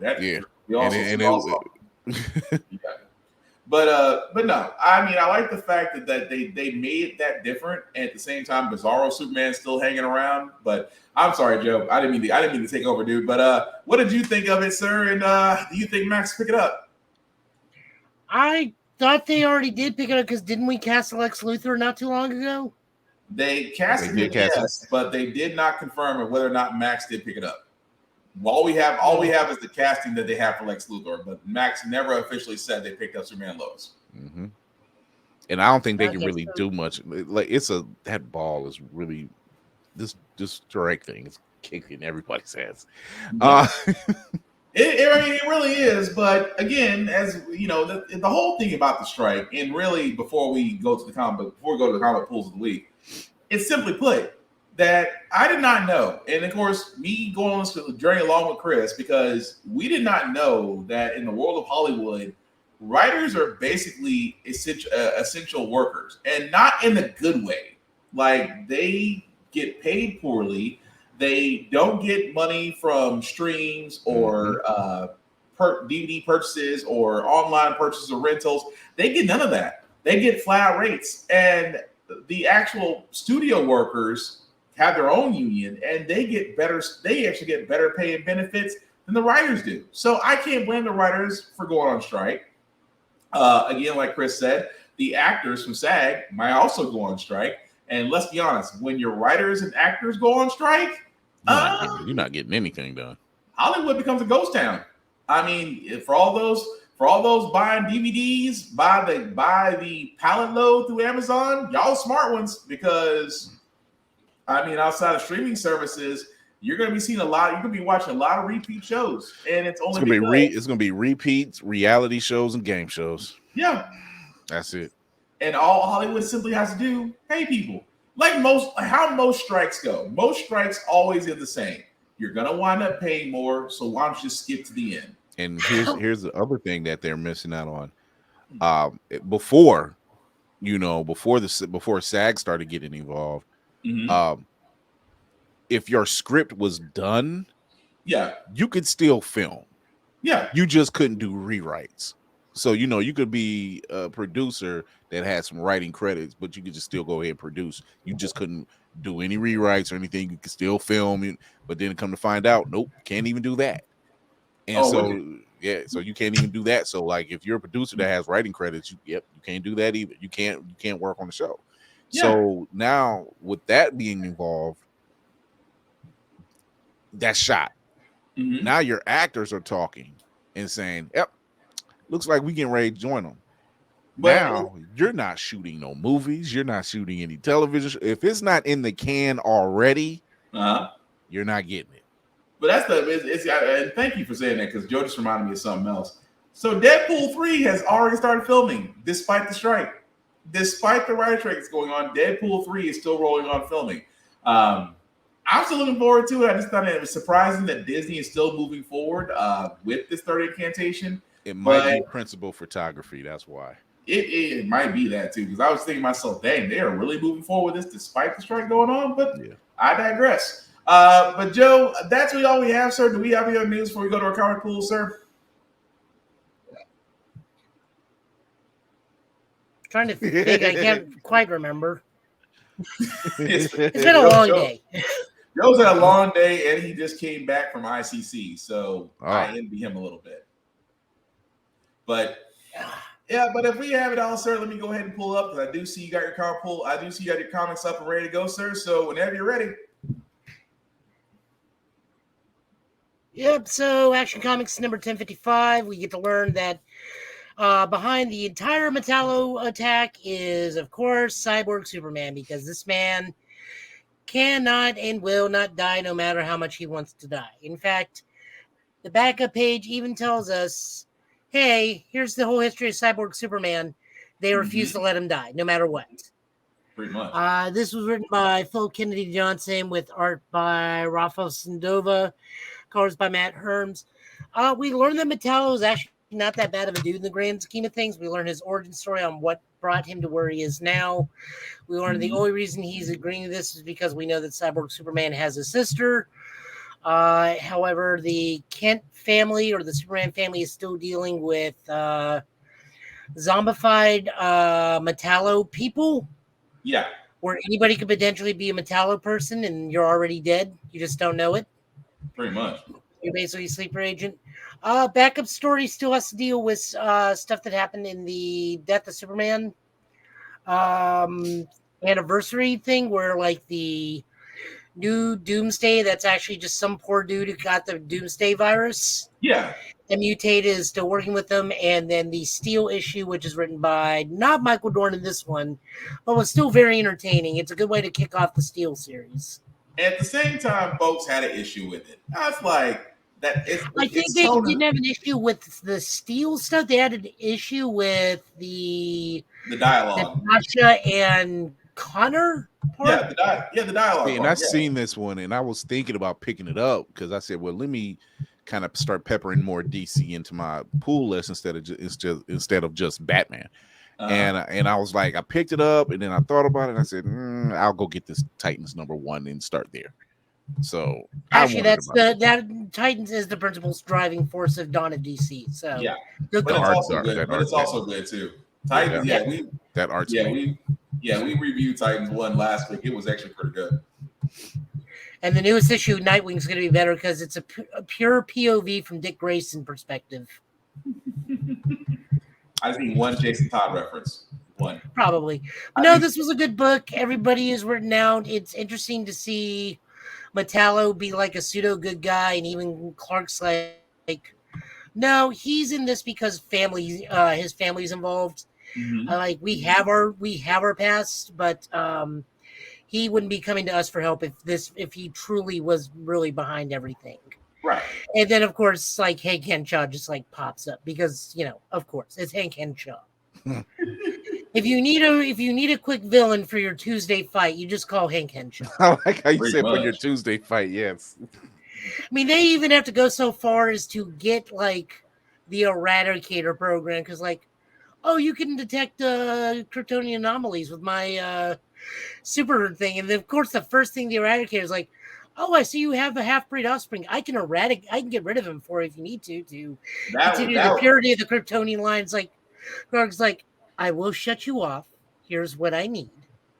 That part was like, I sense 2 impurities. Would you like me to get rid of them?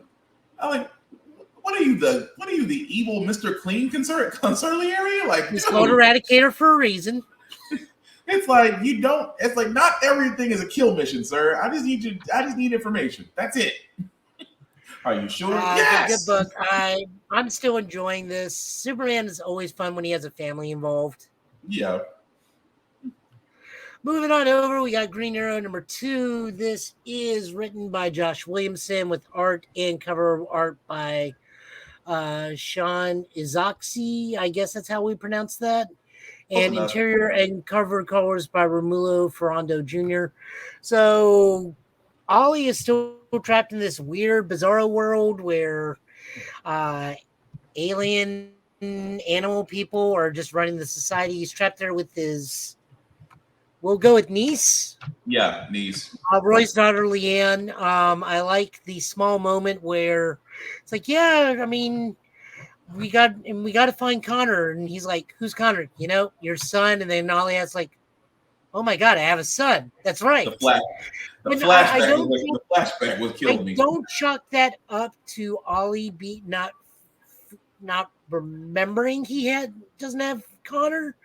I take that as in his mind is not properly aligned with the way the universe is working now.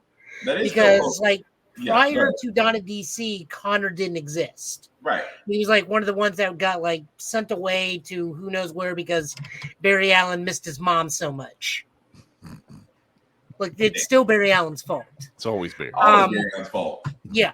So the fact that he gets to remember all the memories of his son just made me real happy. The fact that he finally remembers Connor makes me even happier. Yeah. I dig the artwork. I dig that we bring back the boxing glove Arrow. I dig that no matter where he is, Ollie can still make a bowl of chili. Although the disappointment. The disappointment afterwards. Talks to that bowl of chili. It's like, it's not here. It's the chili. It's shameful. I'm gonna say that the next time my wife makes chili. The chili is shameful. What? You brave soul. You brave soul. I'm digging this. I hope this goes beyond what it is. I think it's only supposed to be an 8-ish miniseries, but if pre-orders and the book gets enough fanfare, hopefully it will continue. Well, I believe She-Hulk is continuing purely on word of breath alone. So. Well, what happened at the end of this issue? That just makes the twist is better. What happens? I mean, the fact that we see Peacemaker at the end, and you see what what's her face? Well, Dinah and Arsenal are just like hell bent on getting their two loved ones back because Roy just now learned Leanna's alive and much older. Yeah. But the fact that Peacemaker is still working for Waller and he's like, we're going to have a problem. Like, this lets you know that James Gunn, I'm not saying he has influence in the comics, but you can tell But he has influence on the comics. Because if I'm right, Joe, correct me if I'm wrong here, but isn't this like the third occurrence of Peacemaker we saw in like the last? Oh, he's supposed to be the new big boogeyman of the thing because Waller's put a hit out on all superheroes because she is officially tired of the universe getting rebooted and everybody acting like it's no big deal. Yeah, as she put it, their smile. I'm tired of seeing them with smiles on their faces. Yeah, she's ready to call it out. Now that she has the helmet of hate. Right. New big pull for me. This is the premiere of City Boy. This is written by Greg Pak and art by Min Kyu Jung with colors by Sunny Cho. And this tells the story of Korean American Cameron Kim, who has the amazing talent that Windblade does in Transformers. He is a city speaker, meaning he can communicate directly with any city he's in, and the city can tell him things or lead him to things. He's got urban symbiosis. Yeah. Urban empathy or empathy. Well, kind of like a technopath. He's an urbapath. The Authority. Okay. The Authority. I can't think of his name. He's in The Authority. Had that same kind of. Shoot. I know who you're talking about. I just can't think of his name right now. Yeah. So this whole story, we learned that he is currently in Gotham at the moment, trying to get a hang of his life, abandoned by his mom to his grandmother in Metropolis, makes a living by finding objects and pawning them off, and meets a pretty cool dude. And unfortunately also runs into one of Gotham's triad leaders, who unfortunately, things just don't go well for that old man. But we also get a flashback on how he got these city-speaking things and learn that Bruno Mannheim and Intergang are in on this too. Yeah. So looking forward to this. This seems fun because not only can he speak to the city, he can manipulate the city itself. And yet his power, I'm like, the man's power was also amplified too. But I had to look this one up because I've never heard this character. And he is brand new. Okay, he is brand new. Okay, because I was gonna say, because I looked at him like I've never heard of City Boy. City Boy, Spirit World, and the Vigil are the three new big API heroes that are moving forward. I believe they're all going to be miniseries, but still, I really dug this. I will say I did dig Spirit World more. Oh, because that was a much more fun thing because they expanded the the Netherworld and more mysticism. So this just is more this is going to be fun. I just think the other one's going to be more fun. I'll take a look at Spirit World, but no, I like City Boy. It was interesting because of the way they did his backstory, but at the same time, that one guy had it coming. He was being too damn nosy. But go ahead, Joe. Oh yeah.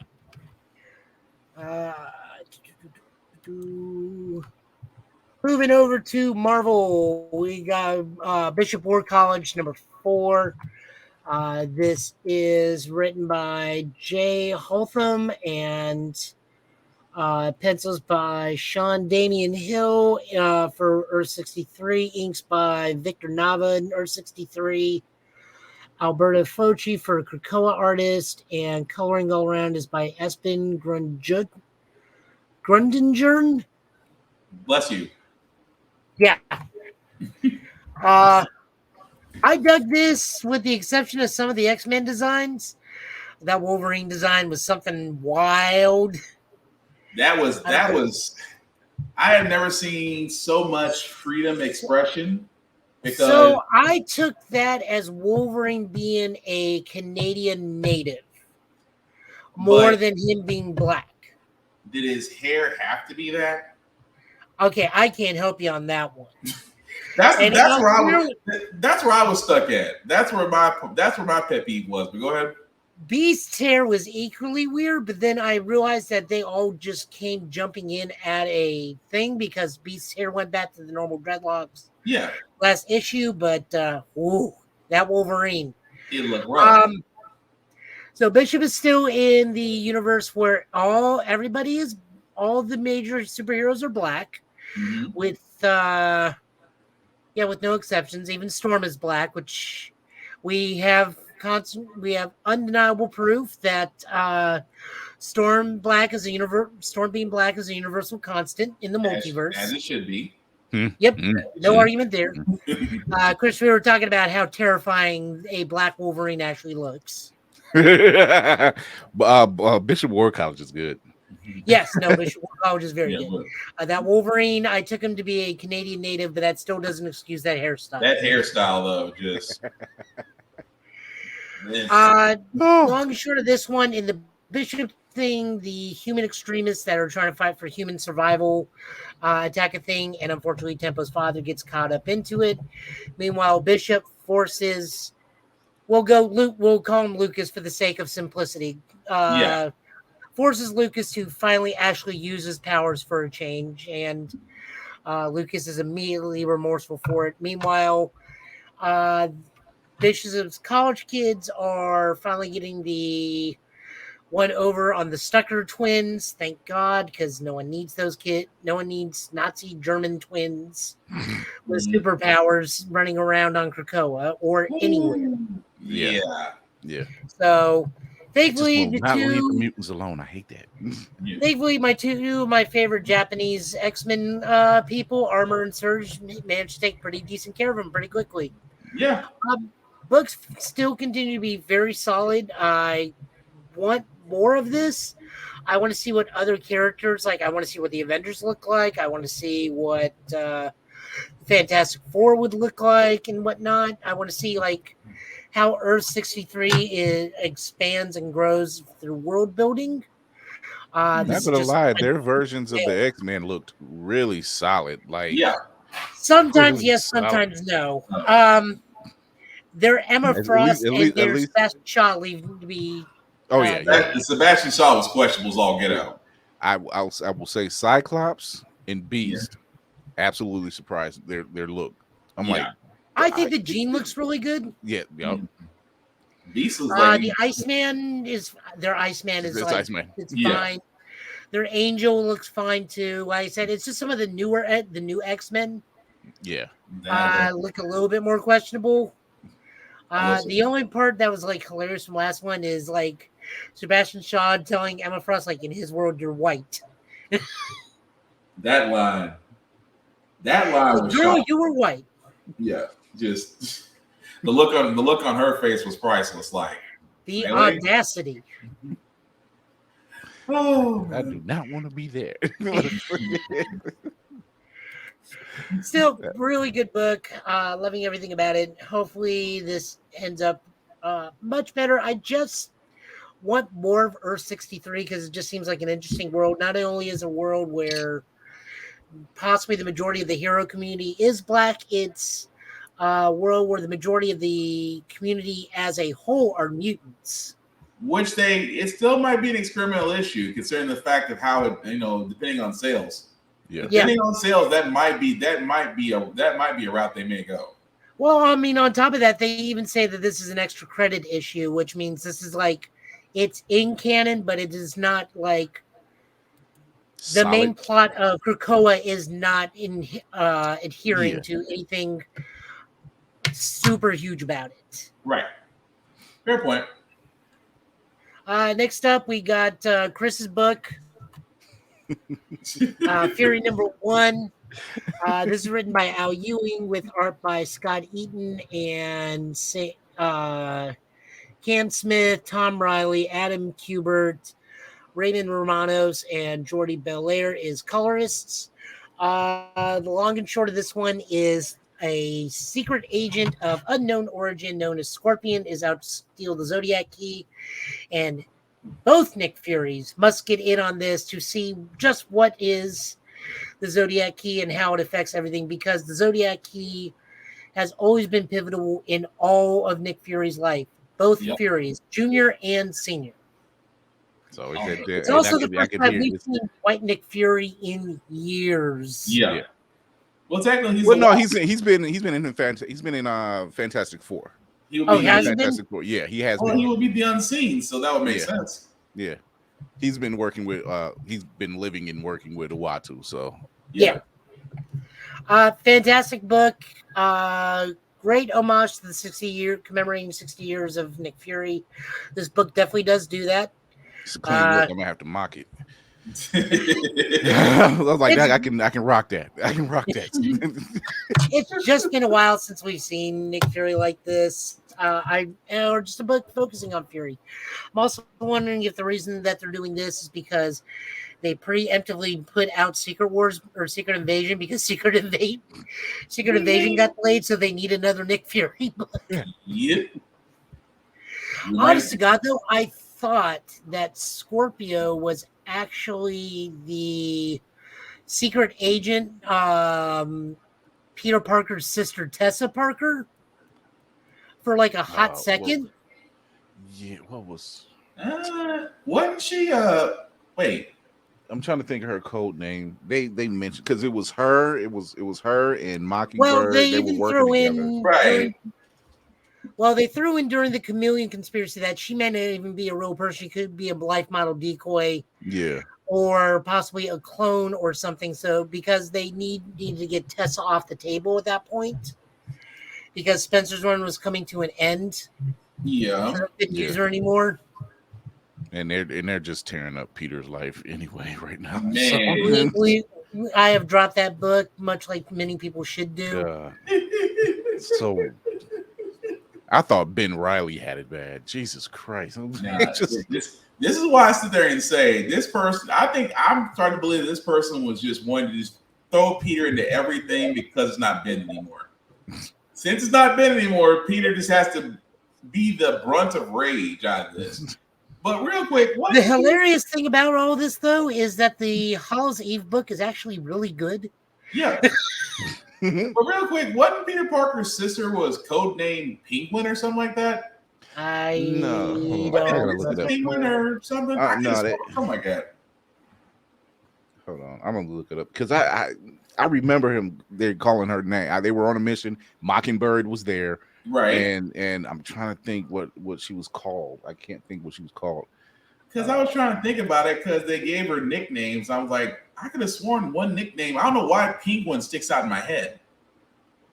Like either Mrs. Penguin or something of that nature. I could have sworn it was something like that. No, it's nickname Good Punisher and Miss Penguin. Yeah.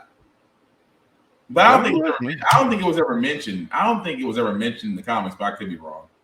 It's just the fact that Penguin keeps sticking out in my head when I thought about Peter Parker's sister. That's all I was like, wait a second. Yeah, Good Punisher. Yep, Good Punisher. Yep. That did sound vaguely familiar, but no. The Nick Fury issue was really good. I was tripping on the fact that the Watcher was like, well, someone has to take my place, and you can have my technology, you can have my base, but you know my rule of interference. But he goes, well, didn't you just break your rule in order to actually bring me here? You kind of broke that rule, didn't you? Well, sometimes to interfere is to not interfere is to interfere. But, do you want the job or not? It's like, okay, Watcher kind of got a little when someone the stuff they dealt with Uatu and him and then his whole race and finding out why they don't interfere, and it was like I'm like, oh, it's so much more darker than it should have been. And it was like, oh, because you guys messed up. Is why you don't win. It's like trying to make it great. I was like, well, if you go back to the What If episode, you did kind of interfere, sir, but that's neither here nor there. Yeah. If you didn't, we would not be here. So like, don't let me hold you. Don't let me hold you. So all in all, on this Fury book, I enjoyed it. I don't know if this is a one shot or this is going to be a thing moving forward because of Secret Invasion. I hope they move forward with it because it'll be interesting to see a father-son dynamic book move forward between these two. Also, Fury deploying the Fury Life Model Decoy Squad. That was funny.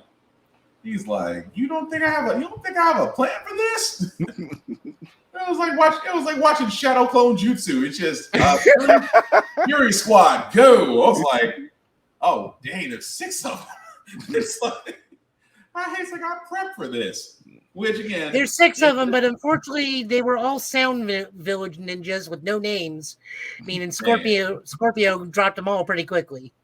Pretty much, but no, it was good. It was a good issue. I think it will go on just because of Secret Invasion is about to make its run. So I think it would make sense to actually do a limited series right along with the show. Yep. Next up, we got Storm, written by Ann Nesenti, art by Sid Kadian, colors by Andrew Dollhouse. This was a nice way to make people remember the 90s had some fun X-Men books. Yeah. Yeah. Agreed. A lot of them. A lot of X-Men books. 90s Storm, this is just a big character study of Storm and all of her facets of her being a leader, her dealing with her what's it called, where they're scared of close places, claustrophobia, even in something as wide as the ocean she can still become claustrophobic, her dealing with the pressures of leadership, her dealing with younger students, dealing with Kitty, dealing with new heroes that were formerly villains in the case of Rogue. Just all around a decent, fun read, and just I actually enjoy how her character is being written as of lately, which tells I'm like, you guys must be getting ready to do something with this character.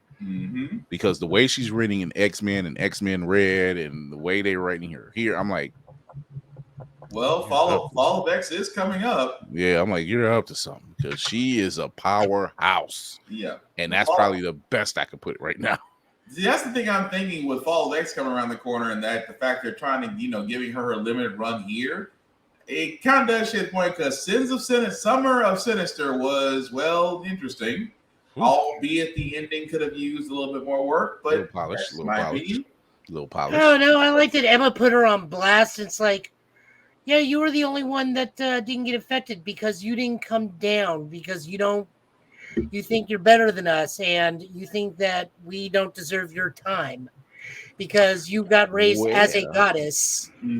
She that's, and I know she had a Queen Aurora has a point. One, she's a goddess. I mean, she is the voice of soul. She is the voice of soul. So it's like, yeah, she kind of claim that. Emma, you walk around like you better than everybody else. So you're that was also one of the only times that Storm didn't have a rebuttal because at the same time she knew Emma was right about that. It's like, because I didn't check on those I loved, they became corrupted. Yeah. That's fair. But no, this issue was interesting. The fact I just couldn't stand Kitty Pryde's character. I said, if you were not the nosy, whiny, hormonal. Oh, she was always like that because she was like the new X kid. So she was annoying to the point where even New Mutants were like, Kitty, just stay behind. And Rogue ain't shit. I'll be honest about Rogue. Rogue ain't shit. Rose said, you want to get tattoos, get lit up? Yeah, sure. Then she comes back.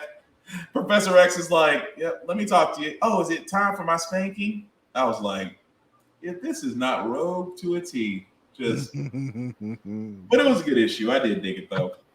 Yep. And then Supermassive is our final book of the night. This is written by Kyle Higgins, Ryan Perot, Melissa Flores, and Matt Groom. Illustrated by Danielle D. Niculo and colors by Walter Baiamonte. So this is Supermassive issue 2. I think every year we're going to get a Supermassive kind of like, every year we are going to be getting a Hellfire Gala. This kind of like puts all the Supermassive or the Tokuverse or the Massiveverse of Image, which is basically just we're just going to make our own Power Rangers universe and go from here. Pretty much. We have Radiant Black, Dead Lucky, and I can never remember his name for whatever reason. Rogue Sun teaming up to find the Holy Grail. Yes, that Holy Grail. That was still funny. Along with two very hidden and one very surprising cameo at the very end.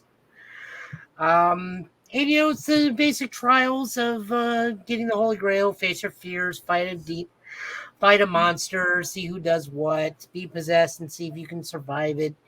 I'd say BB was probably the biggest standout, Dead Lucky. Yeah. In this issue. She saved everybody like multiple freaking times. Oh yeah, she's like the newest kid on the block. I mean, it's not like we're going to see no one pop out in this thing. This is a bit beyond his scope. Yeah. And then of course we may learn in the next issue. Now he has this like whole thing wired with cameras, and we never knew about it. He is a watcher, so we're not surprised by that. But no, it really was a good issue. I wasn't really expecting a Holy Grail. I was actually expecting a Monty Python reference somewhere in the middle of the comic. I was like, this screams. Like, if you're gonna look for something called the Holy Grail, you have got to put in the wing speed of an unladen swallow somewhere in it. Somewhere it deserves that line. But no, it was good. I like the fact that they still kind of held the whole thing with Rogue's son, not realizing that Dylan is not really in control, and the whole time it's like, okay, we're all powered down except him. Well, the thing is they don't know who Dylan is. Like, he tells them right up first, like, no, I'm his son. Yeah. That's why I sound younger, but they've never seen Dylan, so even if he depowered, they wouldn't know anything's up. That's true. But no, it was a good episode. It was a good issue. I like the fact how they kind of took Inferno Red and tried to explain that whole story. I said, that's how she got there. And then Spawn shows up at the very end. Spawn shows up everywhere. Fourth wall break. And not just any Spawn, it's Night Spawn. Fourth wall break. He'll show when he's everywhere. It's one of those things where you forget, it's like, oh, wait, no, this is in the Image universe. That can naturally happen. I was like, as long as McFarlane controls Spawn can go wherever he wants. And we'll never get that movie. No. I guarantee you next year we will end up having no one as being part of this. I would dig it. Chris, you've been reading No One? You said me? Yeah. No, I haven't. I haven't. Oh, dude, you need to. That is that book is right up your alley. Like, I'm just now seeing what was it, issue 5 of Nemesis. I just picked up. I'm like, yo, they brought Nemesis back. Nah, you need to go read No One. I think we're only on issue 4. It's kind of a true crime thing. It does have a podcast along with it. But Batman is more of a watching thing. And this is more focusing on the GCPD and the Gotham News is the better way of looking at it. Yeah. You just won me over because that reminds me of when Brubaker was doing the GCPD run.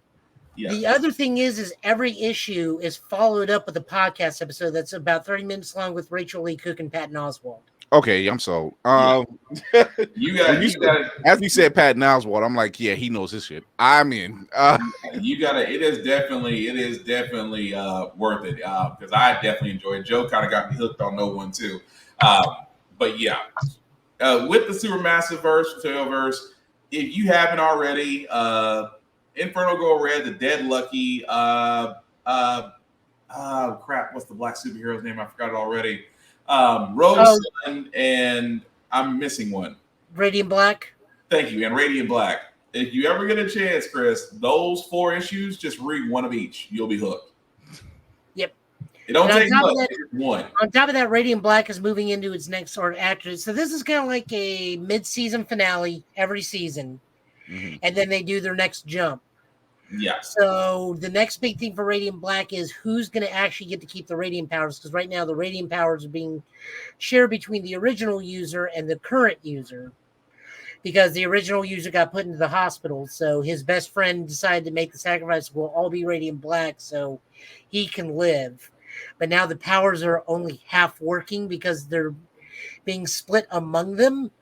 So the big thing is who gets it, Nathan or Marshall. That's true. Okay, I'm gonna check this out. Dead Lucky is her power is she is a Chinese. Well, she can conjure. Well, her unit, because she was a former soldier, so her ability is she can conjure the power of the people that she used to work with, and it's almost like she has her own little mini squad. Through Electro Ghosts. Through Electro Ghosts is the best way I can put it. And also, she has a mech. Yep.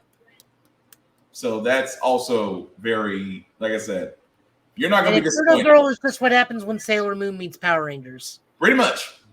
And Or no. I like Powerpuff that. Girls meet Power Rangers. Yeah. And that's even better. You will not be disappointed at all. But all right, but thank you, Joe, for the comic pulls of the week, sir. And as always, we do want to give a shout out to Rick's Comic City. If you are in the Middle Tennessee area, definitely check them out because they show us love, but we want to give love back to them. They have 2 locations, one in Nashville and one in Clarksville, Tennessee. They also have a new spot called Locker Nerd. That's also in Clarksville, Tennessee. Definitely check that out as well. As you can see, that's their website, rickscomiccity.com, where you can actually buy and trade online as well as in the stores. So definitely check them out.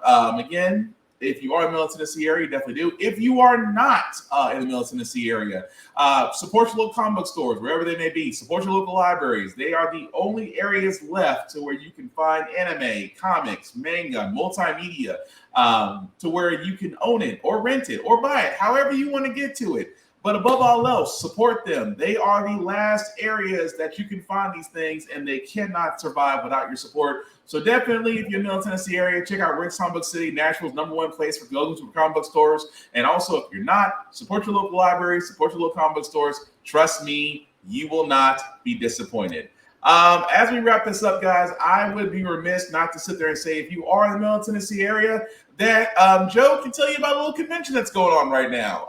The ICC. Joe, you were already there for setup. So what can people expect there for Saturday and Sunday? Tomorrow, Sharon Utter Madness because Charlie Cox and Vincent D'Onofrio will be there. Yeah. And It he's is not rumored kidding. that Vincent D'Onofrio will be in Kingpin attire. That's the part. That's the part where I wish I could go because number one, well, first and foremost, for all those that don't know, you do have to buy for photos and packages. You do need to buy on the site, or I'm not sure. Well, Joe, are they gonna be able to buy on site, or they have to buy it through the website, or do you know? I think they got to buy it through the website. Okay. So they will. So if you are in the Nashville, Tennessee area, like again, ICC Nashville is going on. I think it's at the Music City Center, Joe, or is it somewhere else? Or is it Lebanon? No, this is in the Lebanon Agriculture Center. Thank you. So it's in Lebanon Agriculture Center. Like Joe said, Vincent DeFornoyo is going to be there. And of course, Charlie Cox is going to be there. So tomorrow is going to be nuts. Now, there are, of course, many other vendors there, many other guests. You can actually go on to ICC Collector's website and be able to see all who's going to be there. I wish I could be there just because I would like to get a photograph. But then again, if you are able to, if you are national lineup. Yeah, they got a hell of a lineup. And this is just, like I said, from artists, celebrities. It is definitely going to be a fun time there. I am jealous of you all. But if you are in the Nashville area, definitely check them out. Like I said before, with tomorrow, as Joe said, it is going to be a little bit on the crazy side just because two named celebrities are going to be there. So if you are going, please go early. Please make sure you're hydrated. And for the love of God, bathe, shower, pour water on yourself with soap, vigorously, deodorant. Please have on clean attire. Because just because nobody wants, because for all those that's never been around cons, and for all of us in this podcast right here, and probably those who are listening, we have been to cons where there is that much space. If you can't see how close I have my fingers together, there is that much space between you and your left and your rights. And that's from just walking, that's from walking vendor aisles, that's for staying in line to meet celebrities. That's just getting food. The simple fact of the matter is you are that freaking close. It's called hygiene, people. Use it Hygiene. Thank you. Use Hygiene is cleanliness is next to godliness. And again, for a lot of us who have nose like bloodhounds, I did not want to go past you while you smell like sauerkrauts and regrets. That's all I'm asking. I'm just saying, I preferred your after air to at least smell like Irish Spring. Right. I don't want your after or before air to hit me. If Your before air hit me, that's a problem. Your after air should be fresh. I'm just saying, in this world of inflation, a bar of Dove soap is still $1.83. A bar of Dove soap is $1.83. A wash rag from your local Dollar General or whatever budget stores in your area is less than $3. For the price of a 4-for-4 at Wendy's, you can make sure you're clean before you walk into a con. That is all I freaking ask. And aside from that, enjoy yourself. Also, respect the cosplayers. Joe is a cosplayer. Chris is a cosplayer. Respect the cosplayers. Ask politely if they can take a picture, if they would mind taking a picture. 9 times out of 10, they'll happily take one with you. But be polite, be respectful. Don't be a dick. Don't be a perv. Don't just touch them. Don't touch them. Cost them. Don't say any weird stuff to them. Right. Just be and I don't mean to cuss just because we're getting late night. Be a fucking human being. That's it. You know, I treat it like this. Treat them the same way you want your family members treated about you. So again, I get it because I've had to check a few guys at cons where they see certain women in attire and think that, hey, I can say anything I want to them. That's why most people like to use me as a deterrent. And I am all too happy to play security. Just please keep that in mind if you see me. I'm in the words of the late Patrick Swayze from Roadhouse, be nice until it's time not to be nice. And I have no problem with that. But again, the cons are fun. Please, if you know someone that's never been to a con or would like to go, let them know. Or if it's in the area. Like I know for us here in Nashville, it's ICC. I know for Chris, he's got a con that's going to be near him that's going to be starting very soon. MomoCon, which an equal friend of ours, Crazy 8 the Great, who is probably performing right now, for all I know, is at the con, along with Candy B. Also, another person who is delightfully good at parties and things with carefully themed parties that she does very well. The point I'm making is, if you know someone that would actually have a wonderful time at these cons, bring them along. Open their eyes up to something different. But above all else, respect the cosplayers, respect the vendors, respect the space, and simply put, don't be a dick. That's pretty much. I need to get off my soapbox about that because I can't tell you how many times I have seen smelly, pervy dudes that I just feel like I want to bounce out of that. I bounce out of every con I see, but I have to be responsible. But you see what he said there? Soapbox. Yeah. That means it's universal. Soap is universal. I ain't gonna lie. There are times I just want to go around with soapy water, and every time I just see it, just spray them like a cat. Just so they get the hit. It's like, yes, I want you to be self-conscious about yourself. I am spraying you with soap water. It's not holy water. But anyway, that being said, before I go into a tangent, we're definitely gonna wrap this up. Chris, sir, I will start with you because, as always, you are just as you welcome me to Blurred's Eye View, sir. Of course, the door is always open on this side as well. With that being said, sir, do you want people to know where you can be found and things that you're up to, sir? All right, everybody. Thank you. It's your man on the wall, the kid up north, the king of the north, the Papa Bear of the Blurred World is Chris Fury of Blurred's Eye View. You can catch us live every Tuesday, 8:30 p.m. Eastern, Facebook, YouTube, and Twitch. You can also catch us Thursdays at 9 p.m. on those same channels. If you look right there underneath my name, you see at Blurred's Eye View. And if you're listening, just check it out on IG. You'll find the link tree in the bio. It'll send you to all the great places where you can listen to us, including Opulence Radio. You can also catch us on Always Press Record. So we're on television. So through Roku and Amazon Fire. So shout out to Trey Lawson over at Always Press Record, Amaron Burnett over at Opulence Radio. They treat us very, very nice. So you will see us Tuesday because we took Thursday off. We took this last Thursday off. You'll see us Tuesday. We'll be talking about trilogies that just should not have been. Just saying. It's working title, but we know some trilogies and then some that they just should have stopped. We'll be talking about that, and you know, you never know. If you've seen us before, you know how we work, and if you haven't, you're missing out. So you need to come check it out, have some fun, maybe get a free movie off of us, and have some fun. See a funny commercial, have some great conversation, get away from all the BS in the world. So as I do with my show, I say remember to educate yourself and others, entertain yourself and others, and most of all, encourage yourself and others. All right. Although it's interesting because if you did not see the last Blurred's Eye View, the last 20 almost 30 minutes.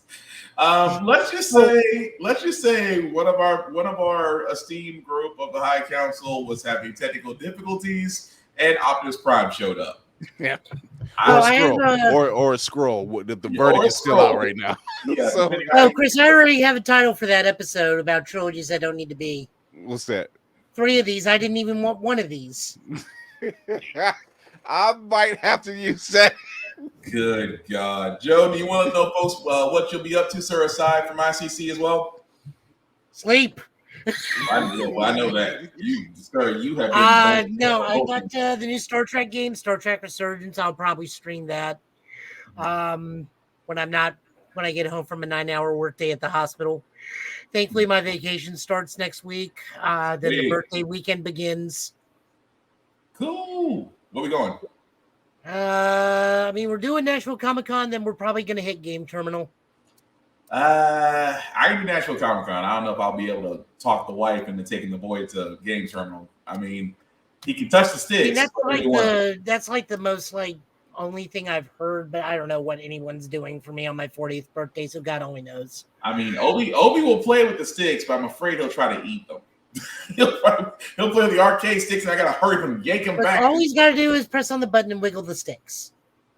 Teach them while they're young. But what else you got going? Other than that, probably not much. I mean, you can find us on Stitcher, Spotify, Amazon Podcasts, and Google Podcasts. So you can find us on all those places because we're slowly getting out in the world. Also, Opulence Radio as well, because we are joining a Blurred's Eye View, Room Full of Blurs, and others. And also, Always Record TV. We're just having to work out how that's going to go. So we'll be on television, just like Blurred's Eye View and others. We'll be able to be seen on wherever there's Roku or there's apps on Always Record TV. We just have to work out that little detail. But like Joe said, we're getting out there. But go ahead, Joe. Finally, I'll be able to get a SAG card. Aside from that, you can catch Joe on his Twitch channel at Joe Italian Last Name, of course, Soul Justice Gaming on YouTube. Like, share, and subscribe. As for me, guys, as you can see, yes, the name is Black Spartan. There is a helmet. Again, it is way too hot in this room to me to put on the helmet, but I cannot wait because it is. You'll see why I give the name Black Spartan. But anyway, Blackbox447 is where you can usually find me on all socials. I usually do reviews on everything that I write, that I read, that I play, that I watch, gym stuff, because I am a big fan of the gym, although I'm trying to get back to the shape I once was in, but I'm going to get there. Also, guys, the link that you see at the bottom, if you see it trailing, let me see if I can make that just a wee bit bigger for you guys to see. If you copy and paste that link into your browser, it'll take you to our link tree. There's YouTube and Facebook groups for all of our podcasts. How the Fact We Got Here, Get Bit, and of course, Get Bit. Definitely check them out. Like, share, and subscribe heavily. And also, everything that we talked about tonight, guys, we want to know your opinions on it. We want to know what you guys thought about everything. We want to keep the conversation going. Just keep it simple, keep it clean, don't be mean, because we all have differences on fandom. It's the fact that we respect it is what makes the conversation going. Also, to point this out, with Blurred's Eye View, they also have a website, blurred'seyeview.org.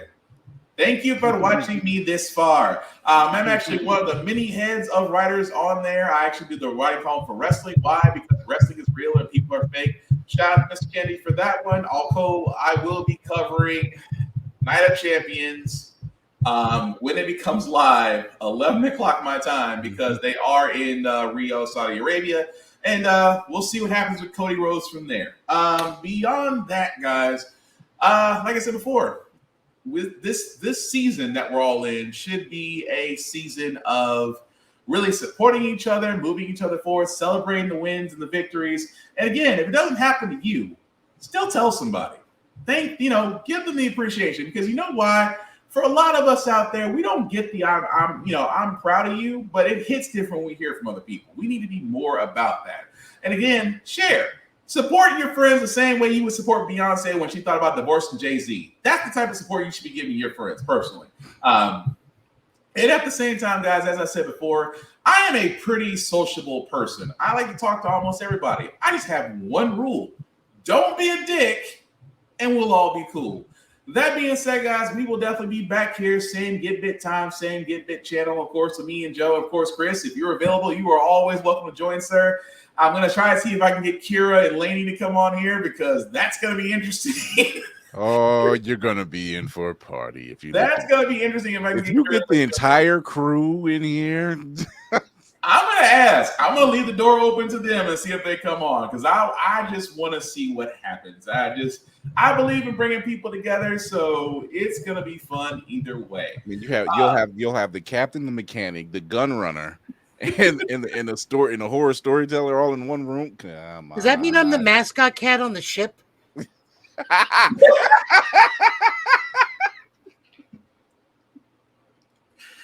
You would be the only one missing. Oh God! I love you, Joe. Leave it to Joe to always close out the show. That being said, guys, that's gonna do it for us. He's been Chris, he's been Joe, I've been Will. This is the Give It Podcast for tonight, guys. Take care of yourselves and each other. We will all get through this. Have a wonderful Memorial Day weekend. Please be safe. And again, support, love each other. Get through it. Don't be a dick. Peace. I wonder if the